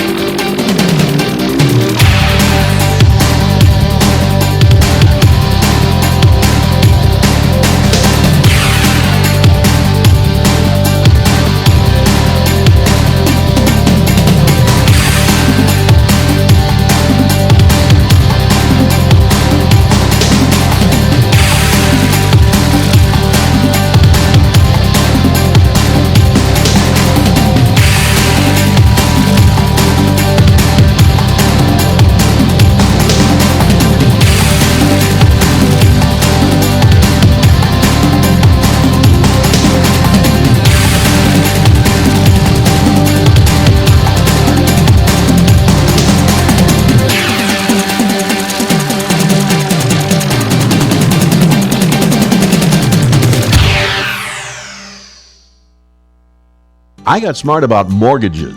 Now, it's my house I go home to. I got smart about college. Now my kid's off to a great start. When it comes to your money, whatever you want to get smart about, you can find it at smartaboutmoney.org. I got smart about health insurance. Now both my finances and I are healthy. Smartaboutmoney.org is a free online resource from the National Endowment for Financial Education. We're an independent nonprofit foundation dedicated to helping people just like you get sound information about money. I got smart about protecting my job. Now, I'm doing better than ever. For everything from how to build an emergency fund to how to deal with job uncertainty, smartaboutmoney.org has the answers you're looking for. I got smart about credit cards. Now paper or plastic has a whole new meaning. Smartaboutmoney.org. The easy place to start when you want to get smart.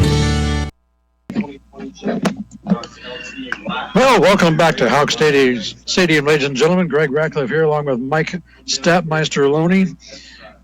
Bill Dr. Draw Smith back at the studio. We've got a 34-3 halftime lead in favor of the Santa Barbara Dons over the Cabrillo Conquistadors, and what has been a little bit of a one-sided contest this evening so far. Mike, what stuck out for you the first half? Tackling, or lack thereof. Exactly. Cabrillo, after first contact, a number of plays, couldn't get the receiver on the ground, and or the runner. It cost him. You know, on several occasions there were some pass plays that were complete, and the defender was there, couldn't make the initial stop, and after that it was just down the field all alone. So that put several points on the board for the Dons that way. It's 34-3. Cabrillo is going to try and make some adjustments in half and see what they can do to even this thing up a little bit. Let's catch up on some scores around the league while we've got a moment. In the third quarter, Napomo over Atascadero, 14-0. St. Louis Obispo over Pioneer Valley, 21-0. St. Joe is still leading Arroyo Grande, 10-7. Mission Prep is trailing Templeton, 38-14 in a game that was pretty close to begin with. At half, Santa Maria up 28-7 over Morro Bay. Rigetti and Paso Robles are tied. In the second quarter, the last score we had, DP is shown up 21-0 over San Ynez. Lompoc 28-0 over San Marcos. Santa Barbara 34-3 over Cabrillo. And then a bonus score for you, Greg. Mater Dei, ranked number 1 in the country, versus St. Bosco, ranked number 2. Ooh, a couple powerhouses from down south. Mater Dei up 21-3. Ooh, I bet that would be a fun one to watch, actually. Yeah, well, the problem is Mater Dei is really, really good. And they have just been, their last 3 opponents have all been ranked in the top 10, and I don't think any of them have been closer than 20 points. Cabrillo set to kick off here to start the second half, and they'll try a little squib of some sort, maybe even an onside attempt. Fielded, however, very nicely by one of the hands. Well, actually, you know who that was? That was Ty Montgomery up there on the front line, so the Dons might have been looking for that. So the downside of that for the Conks is that they have given the Santa Barbara team an excellent starting position for this first possession of the half at their own 49. 11:58 to go. So we got underway here in the third quarter with a 34-3 Santa Barbara lead. The Dons have got the ball, 1st and 10 at their own 49. 3 receivers up to the top, 1 here to the short side of the field. Quick screen pass to the far side is complete. Breaks on another tackle, point of contact. That's number 2, Moki Nicario. Finds his way down to the Cabrillo 43-yard line. Gain of about 8. And again, Nicario able to make the catch and makes the first guy miss, and then picks up an additional 6 or 7 yards after that. So it's a 2nd and 2 for the Dons from the Cabrillo 43. Tight formation this time, trips right. Back to the ground game we go. Big gaping hole off a left tackle. That is number 13, Robert Boynton. And again,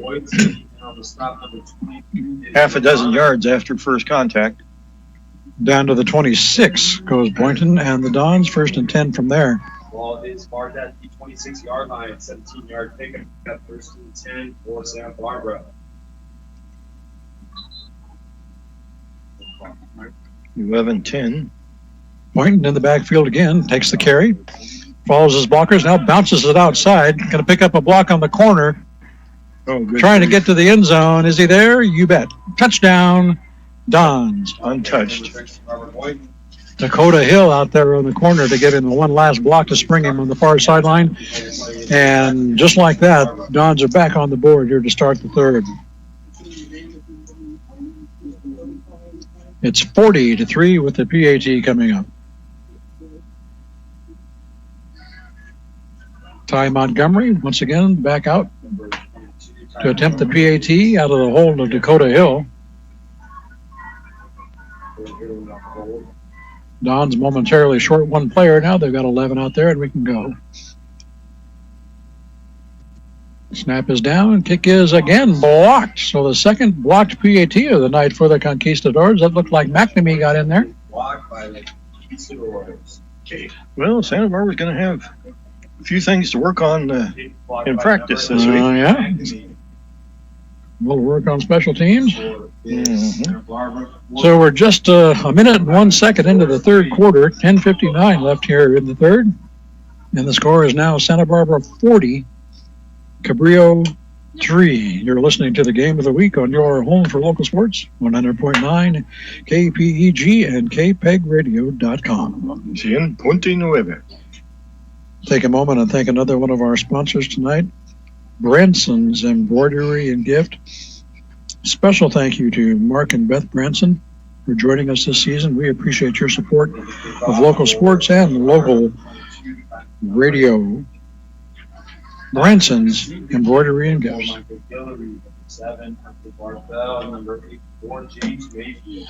So Cabrillo ready to take the kickoff?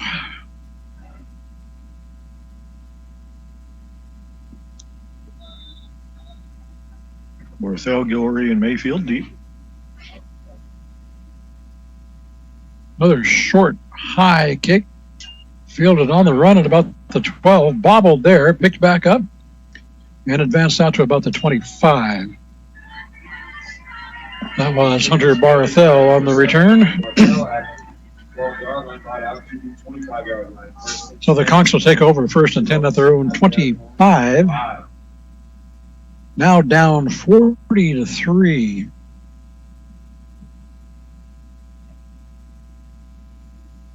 $10:53. That would be a good time for a rally. Yes.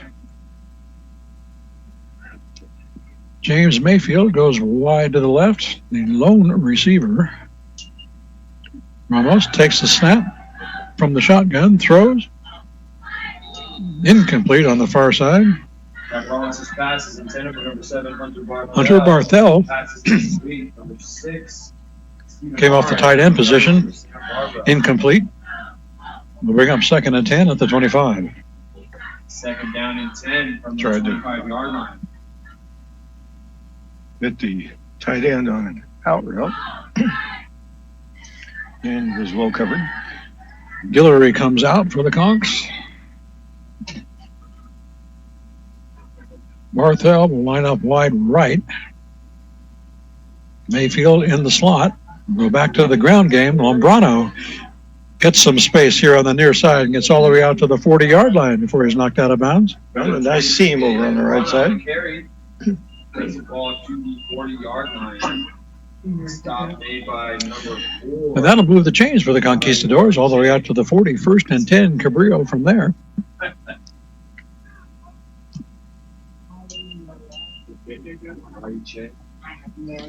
Not a whole lot of first downs for the Conks so far this evening, but that one counts. 15-yard gain on the play. First and 10 from 40. Barthel now wide to the left. Ramos under center. He's going to get sacked hard back at the 30-yard line. He had no time at all. That was number 44. Yeah, that was 1, 2, 3 smack. That was Wood on the sack. Loss of 7 on the play. He laid some wood on it, that's for sure. Back to the 33. Loss of about 7. It'll be second and 17. 3 receivers to the left. 1, 2 here to the near side. Ramos has to step up. He's going to go down again, this time in the arms of number 50. That's Jesse Valdez. Ramos taken down the backfield by number 50. Back to the 30, to the 27.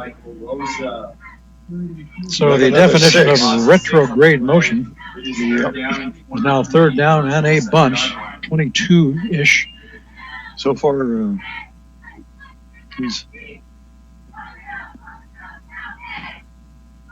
relatively fortunate to not be missing body parts at this point.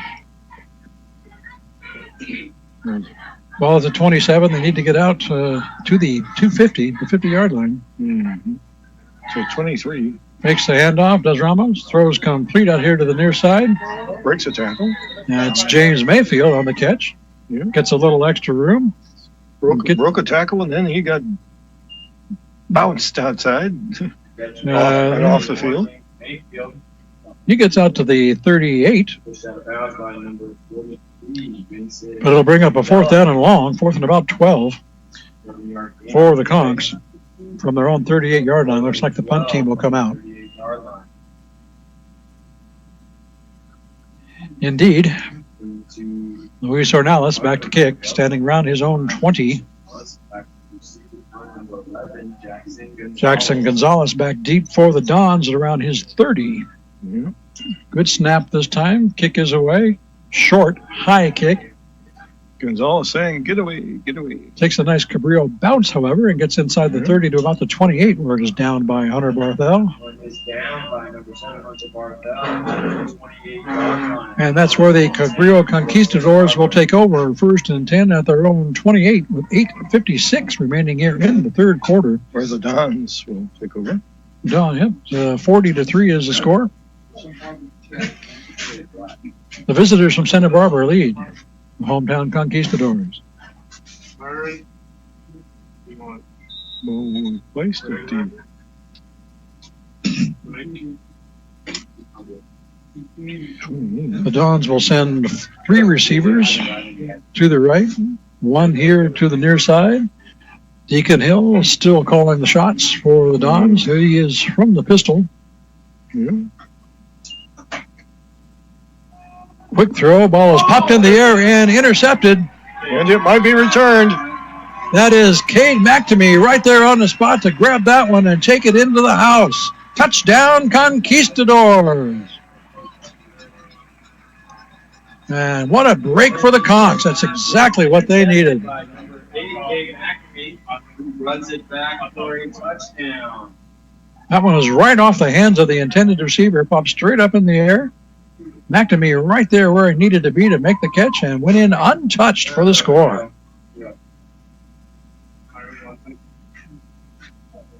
And just like that, it's 40-9 with the PAT coming up.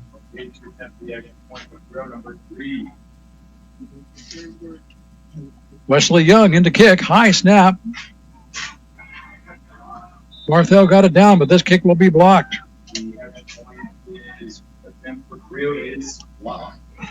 So both teams trading blocked PATs tonight. That's the third one we've had so far this evening. 8:47 left here in the third. The score is now Santa Barbara 40, Cabrillo 9. You're listening to the Game of the Week on your home for local sports, 100.9 KPEG and KPEGradio.com. Lompoc, California. That's Mike. I'm Greg. Bill's back at the studio doing his thing, taking care of the stream and all that good stuff. Thank you so much for joining us wherever you may be tonight. Here in the Lompoc Valley at 100.9 FM, or listening around the world on the web at kpegradio.com. Nice of Bill to be doing the environmental work. Yeah. Keeping the stream clear. Indeed. And a quick howdy to our good friends, our dear friends, Eric and Debbie, over and listening on the kpegradio.com from New Mexico tonight. Hi, guys. Cabrillo set to kick off. Looks like they might try another onside. And they do exactly the same result with exactly the same person falling on it. Ty Montgomery wrestles this one out with the 46. Onside kick attempt. Cabrillo is fielded by number 22, Ty Montgomery. So again, the Dons will start with good field position at their own 46-yard line. At their own 46-yard line. Cabrillo gets a defensive touchdown to cut the lead to 31, but the Dons still lead 40-9.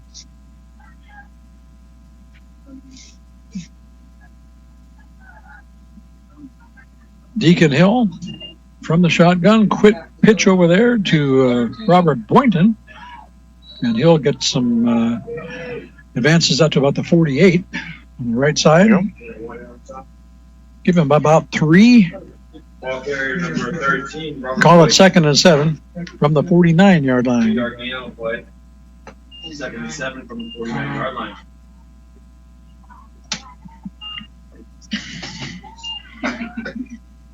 Two receivers to the right, 2 over here to the near side. Hill, again, hands off. Oh, nice hesitation move. Boynton on the carry. Ball comes loose, but he looks like he should have been called down. I'm thinking he probably could. It looks like they're letting it go, Greg. Oh, my goodness. But looked like Cabrillo ball.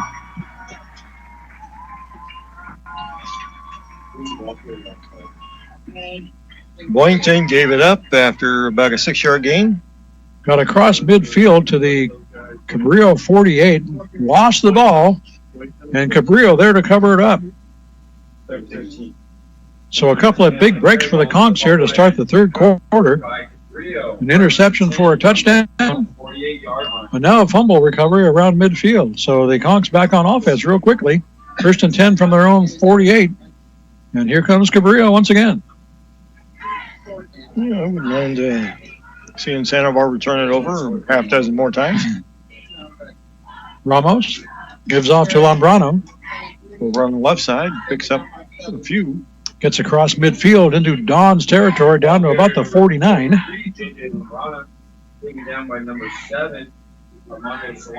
Looks like they'll give him closer to the 48. No, right on the 49. There you go. So a gain of 3. 2nd and 7 for the Conks, just across midfield. 7.5 left here in the third quarter. 40 to 9, excuse me, is the Santa Barbara lead.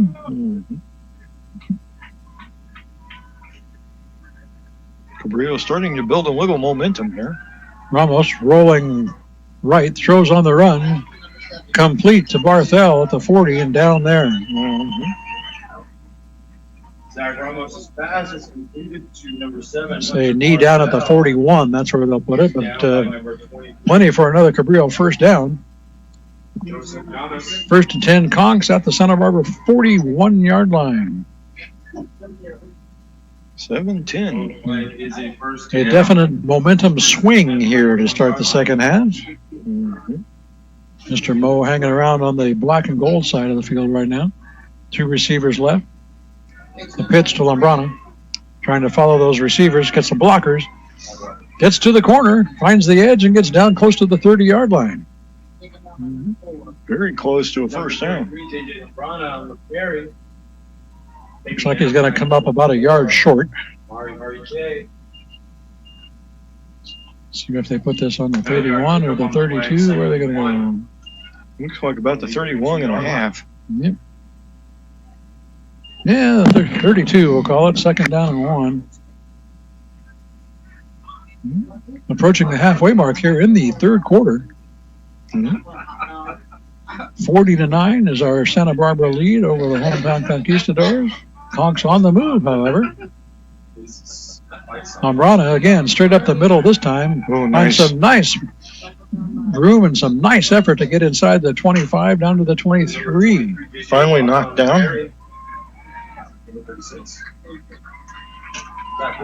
First down, Conquistadors at the Santa Barbara 23. Guillory in for the Conks. As Robeson comes out. And we're halfway through the third. Lombrano stays in as the deep back. And he'll get the carry. This time he's going to get popped at the line of scrimmage and pushed back. Yeah. One thing I've been impressed with the times we've seen JJ work, he works. He puts a lot of effort into every run.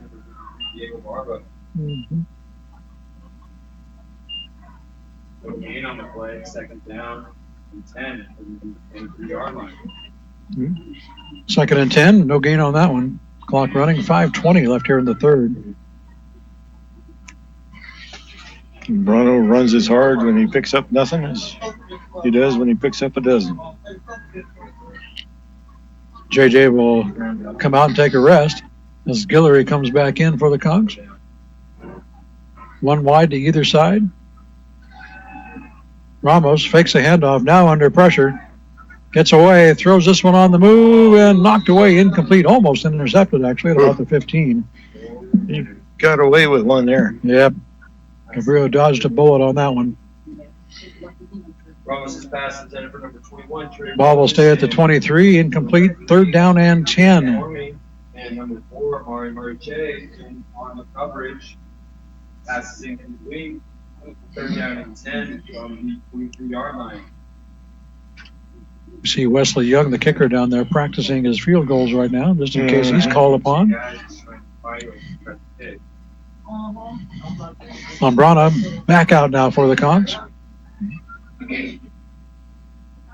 2 receivers to the right, 2 to the left.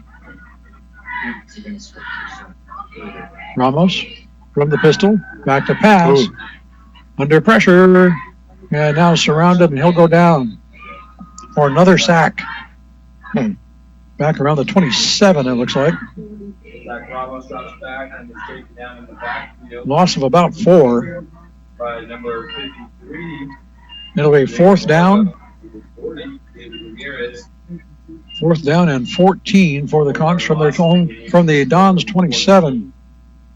32-yard line.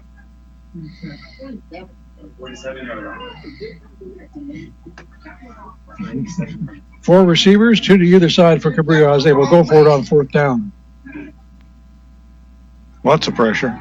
Throwing deep to the end zone, looking for Hunter Barthel. Incomplete at the goal line. Nice job breaking it up. Pass intended for number 7, Hunter Barthel.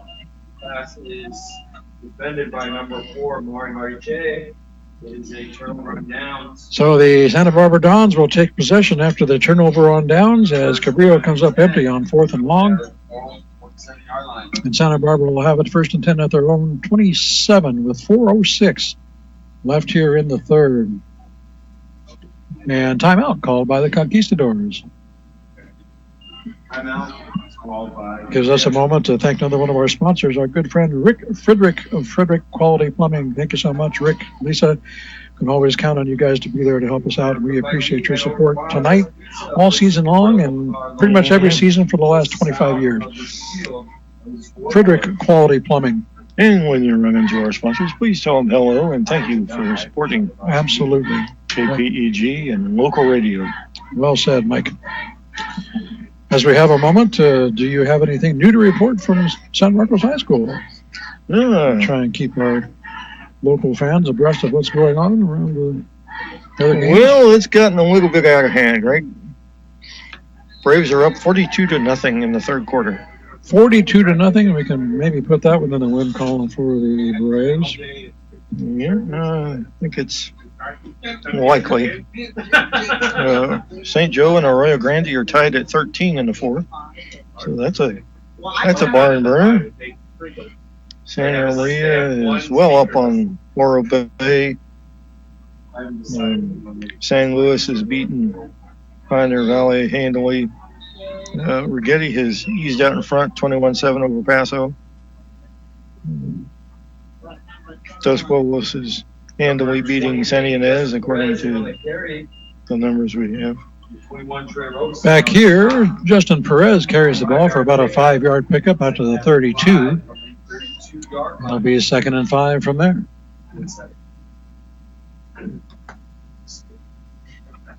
Four receiver set. Perez again, straight up the middle he goes, all the way out to the 40, 41 perhaps. That'll move the chains for the Dons. Down the stop, number 8, McNamee. First and 10 from the 41-yard line for the Dons. 41-yard line. Pickup of about 9. And I'm sure Santa Barbara would love to just run this up the middle for the rest of the night. And as soon as I say that, complete screen pass here to the near side. Dump one out. Picking up a block and dragging some would-be tacklers all the way down to the 35-yard line. Once again, about 13 yards after contact. Jackson Gonzalez on the catch and run. Big gain down to the Cabrillo 35. And it took 3 black jerseys to finally drag him down.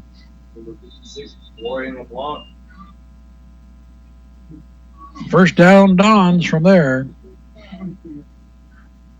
24-yard pickup. 24-yard pickup on that. 35-yard line.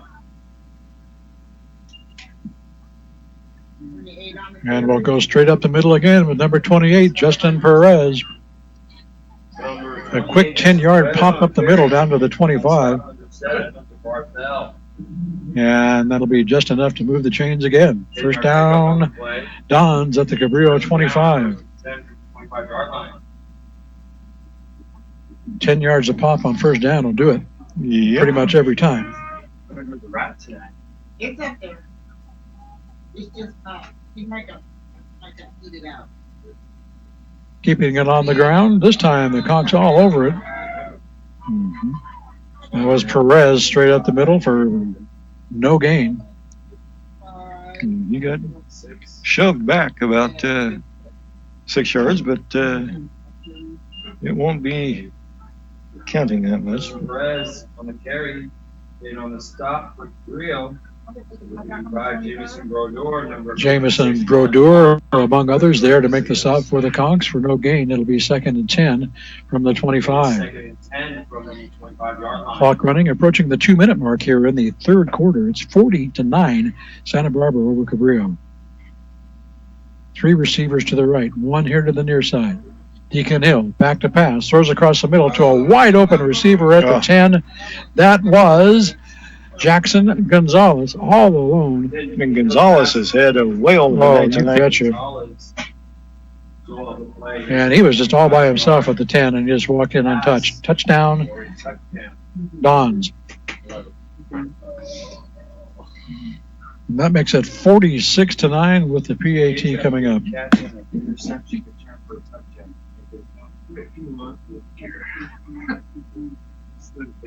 So the PAT is coming up. It really doesn't matter if they get it. Ty Montgomery back to do the honors once more. He's had a busy night. See if we can have a completed extra point tonight. Gets this one away. It looks like he might have slipped it through the uprights. Indeed. Yeah, just not by much, but that one was good enough. It was low flying, but it was 1:56 remaining here in the third quarter. Santa Barbara ups its lead. It's now the Dons 47, the Conquistadors 9. You're listening to the Game of the Week on your home for local sports, 100.9 KPEG and KPEGradio.com. 100.9, Lompoc, California. That's Mike, multilingual as he is. I'm Greg. Bill's back at the studio. Thank you so much for joining us wherever you may be this evening. Don't forget, we will be back here at Hawk Stadium 1 week from tonight on November 1st, the night after Halloween, for the annual big game. And the Lompoc Braves will come back to Hawk Stadium to be the guests of the Cabrillo Conquistadors. Big game and all the fun and pageantry and rivalry of that one. Always a good one, regardless of the records. A game both teams really want to win. Battle for the big game trophy, you betcha. Hunter Barthel takes this one on the run and gets about to the 34, maybe the 35 before he's wrestled down. Pick up of about 20.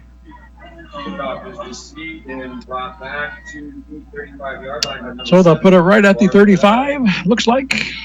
Make it the 36, 1st and 10. Cabrillo from there with 1:49 left here in the third quarter clock.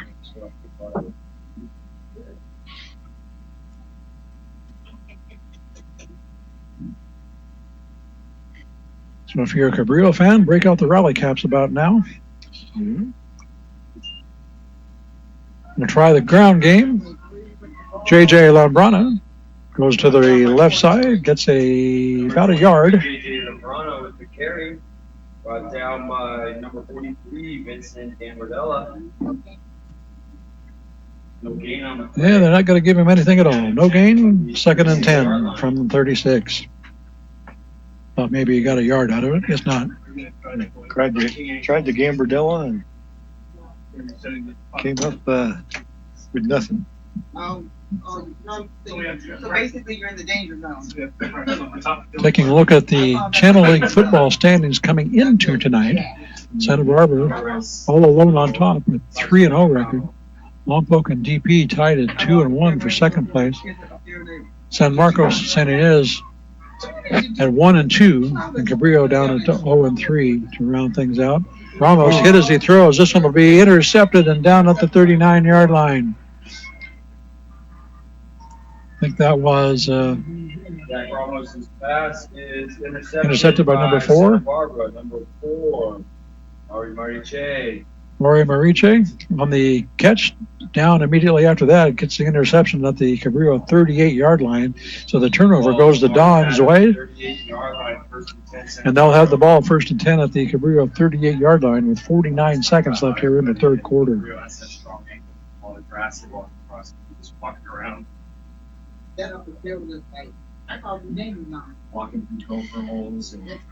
Two receivers to either side, two wides, two slots. Deacon Hill. Right up the middle. First down. That was Justin Perez, I believe. Just blasted up the middle like he was launched.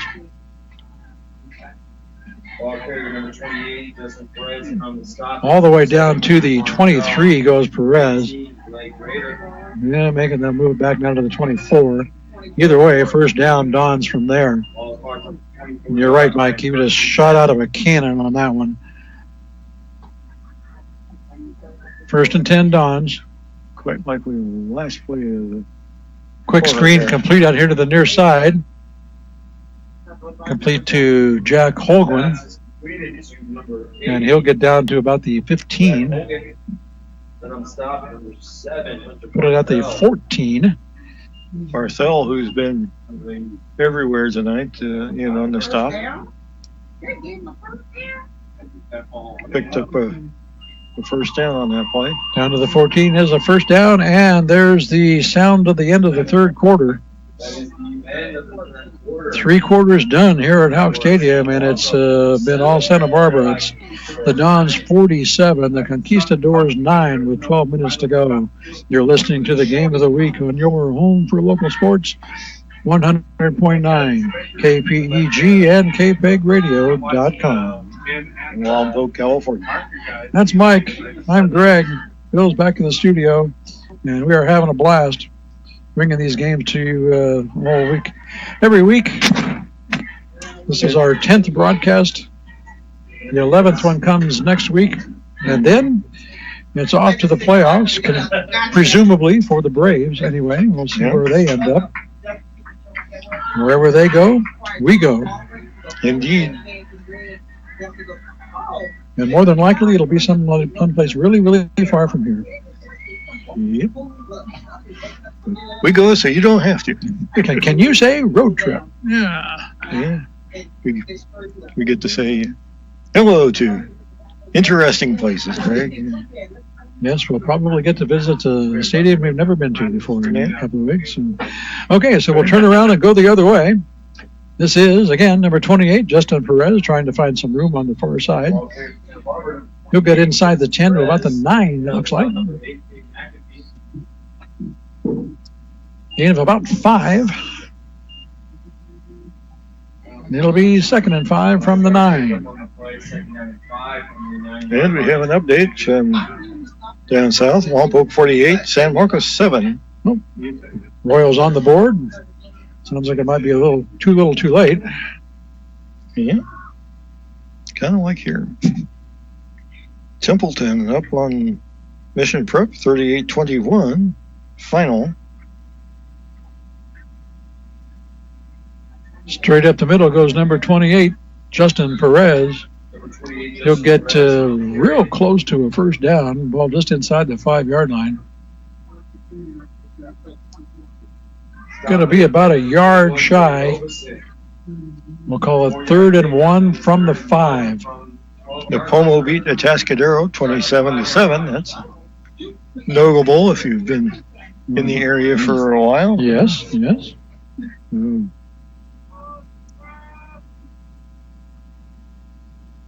3rd and short for the Dons. They'll spread it out with 4 wides and go straight up the middle again. Perez on the carry. Did he get enough is the question. It doesn't look like it from where I sit. I don't think he got much of anything on that one. Patrick Durham with the stop.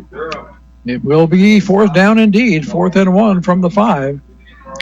St. Joe up on Arroyo Grande, 21-14.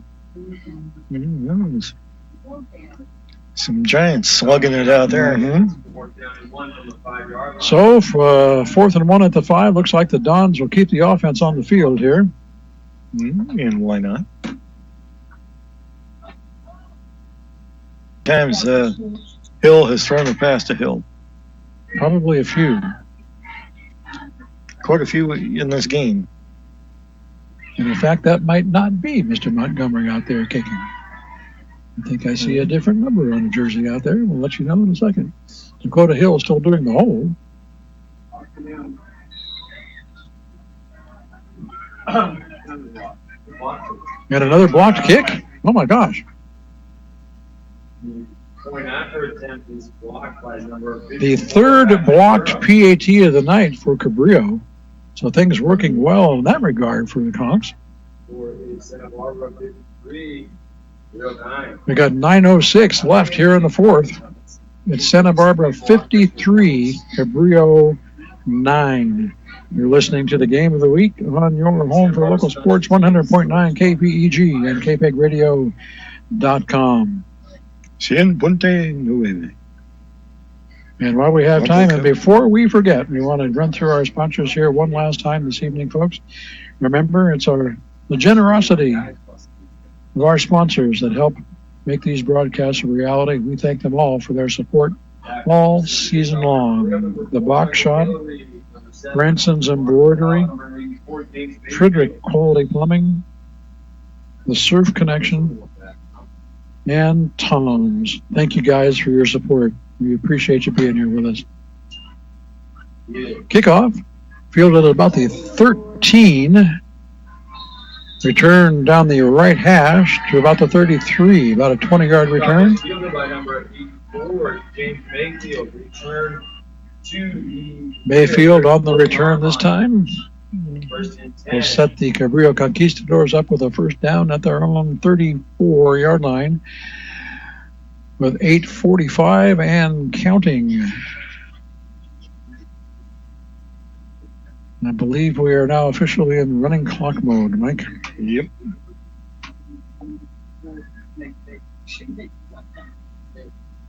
As we mentioned, next week, Cabrillo will be back here at home to host the Lompoc Braves in the big game.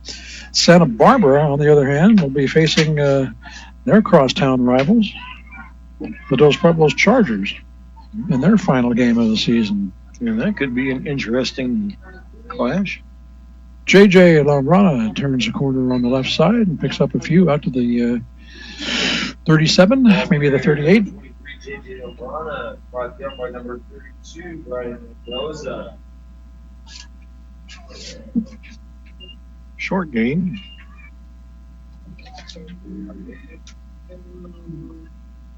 The Dons will be at Dos Pueblos for that final game of the year. At the 38-yard line, 2nd and 6. As we mentioned, the Braves will be the visitors here next week. Second down and about 6. Lombrana will try the right side of that defense this time. Finds the corners, got the edge, sprinting down the far sideline. A flag comes in, however, and Lombrana goes down at the 25, tripped up by the ankles.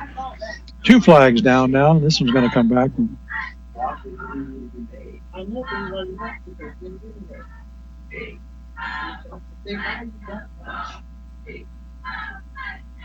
Illegal block in the back. Conquistadors. And this one will come back. Flag down around the midfield somewhere. They'll march it off from that general vicinity. Looks like the 48.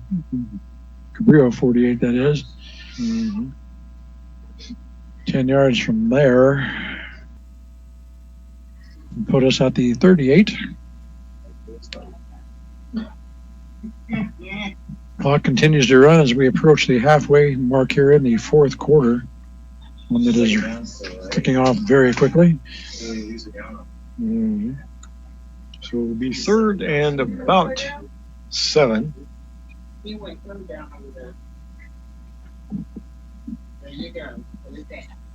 Second down. Yeah, make that second down. No loss of down after the penalty. So it'll be second down and 6. Right where we were. Santa Maria 41-7 over Morro Bay. St. Louis 30-7 over Pioneer Valley. Cabrillo will send 2 receivers here to the near side, 1 up top. I formation.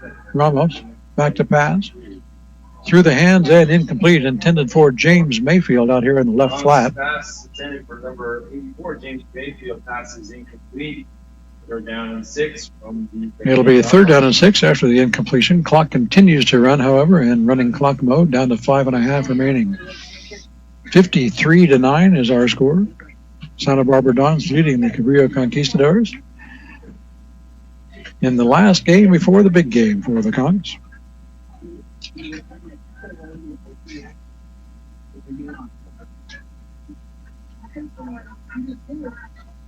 Spaghetti up 28-14 on Paso Robles. So pretty good night for Lompoc opponents this year. 3rd and 6 for the Conks. 3 wides. Little flea flicker of sorts and a throw down the middle. And this one is incomplete at the 25, intended for Hunter Barthel. There's one of the wrinkles that Coach Pateras was referring to pre-game. Unfortunately, the pass well defended out there and knocked away incomplete, and it'll be 4th and 6.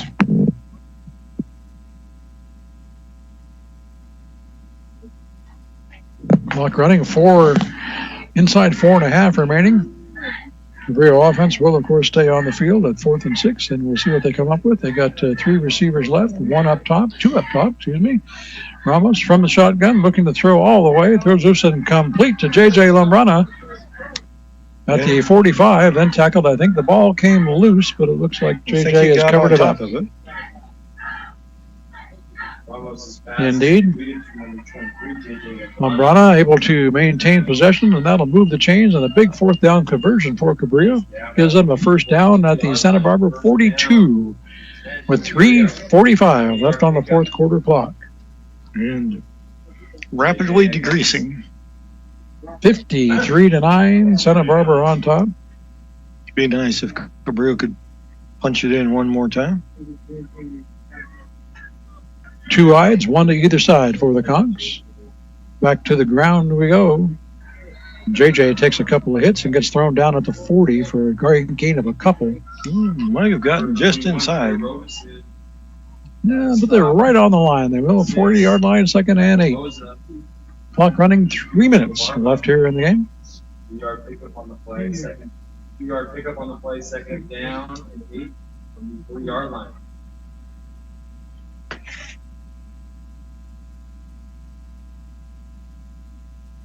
Cabrillo will send Hunter Barthel wide to the left. Mayfield out to the top on the right. Swap receivers on both sides. Stands, pumps, throws deep. And this one will be picked off at the goal line and stepped into the end zone for the touchback. See if I can catch the number. Who got that? 23? 27, 23.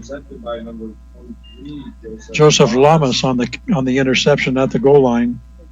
Actually, looks like they're going to spot it where he caught it rather than where he backed into. So they'll put it at the 2. The Dons will have their backs against their own end zone, but with 2 minutes and counting. And possession of the ball.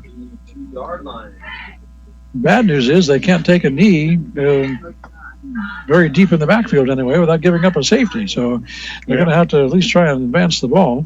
Next Friday, November 1st, is the big game. Cabrillo against Lompoc. Cabrillo will be the 1st down, Santa Barbara from their own 2.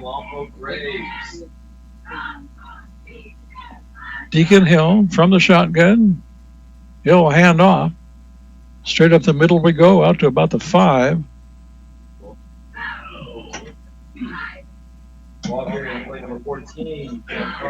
Giancarlo Lopez, number 14, getting some playing time here in the late going for the Dons. About 3 up to them. We should note that most of the Santa Barbara crowd that came up is still here. Yeah, that's right. There's about 100 folks across the way, and they're all still hanging out. He's got a block kick. Great reception. So 2nd down and about 7 as we are inside 1 minute to go. Looks like the Dons can take a knee and let this one click out. And they do so. 3rd down after a loss of 1, 3rd down and about 8. They will have to snap it one more time, I believe, with about 40 seconds left. One more knee, and this one will be official. And there is the aforementioned knee. Deacon Hill will take it himself. And they can let the last 25 seconds of this one tick away. And the Dons are going to come out of this one with a win and advance to 4-0 in league, 7-2 on the year. Their best record in decades. Mm-hmm. And well in the driver's seat to take the Channel League championship.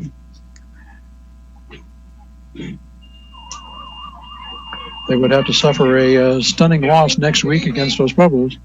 And even with that loss, they would win a share of the championship. Assuming that the Braves are able to beat Cabrillo next week. If the Dons lose to the Chargers, there would be a three-way tie atop the league, and probably DP would get the number one spot. Well, it was all Santa Barbara Dons here tonight, folks. 53-9 is the final score. They scored early, they scored often, and in between that, they scored a few more. Cabrillo managed to get one touchdown on the board on defense, plus one field goal. They really didn't get a lot of sustained offense going at all. A couple of big plays, put them in some positions, but so that and some poor tackling cost them some points tonight. Cabrillo did not do well on fourth down when they went for it. They had some trouble converting on first downs as well, trying to get some. They seemed to be behind the chains quite a bit after first down as well. So Cabrillo is huddled around the 50-yard line now, talking it over. Santa Barbara is going to have a happy ride home on the bus and get ready to take on DP next week, as Cabrillo will try and put things together to get ready for the big game on November 1st. We'll be here. We'll be here back at Hawk to bring you every play of the Lompoc Cabrillo Big Game version 2019. It's always fun when Lompoc and Cabrillo get together. And I think we'll probably be able to spend some time in the next few weeks talking about the Golden Tornado, Greg. And haven't seen that iteration of the Santa Barbara team in a while. What's the latest on the Lompoc San Marcos game? 48-14 Lompoc, DP up 33-7 on Santa Ynez. Santa Maria still leading Morro Bay. San Luis up on Pioneer Valley. Rigetti leading Paso. So we can pretty much put that one in the victory column for the Braves. They'll go to 3-1, and Dos Pueblos will be 3-1. And some happy times for the Knights over in Santa Maria. St. Joseph knocked off Arroyo Grande 21-14. Ooh, wow. Interesting. Okay, we're going to wrap it up here from Hawk Stadium. Thank you so much for joining us tonight. For Bill Smith back at the studio, and for Mike Loney to my right, my name is Greg Ratcliffe. Thanks again for listening this evening. Don't forget, we'll be back here 1 week from tonight on November 1st for the big game. Don't forget to tune in early about 6:40 when we'll have interviews with both head coaches in pregame. Our final score once again from Hawk this evening. Maybe make that 6:35 if you're talking to Pateras again. He does have a lot to say. Our final score from Hawk this evening, Santa Barbara Dons 53, Cabrillo Conquistadors 9. Now we'll send you back to the greatest collection of rock and roll on the planet at 100.9 KPEG. Good night, everybody. See you in Punta Nueve, Lompoc, California.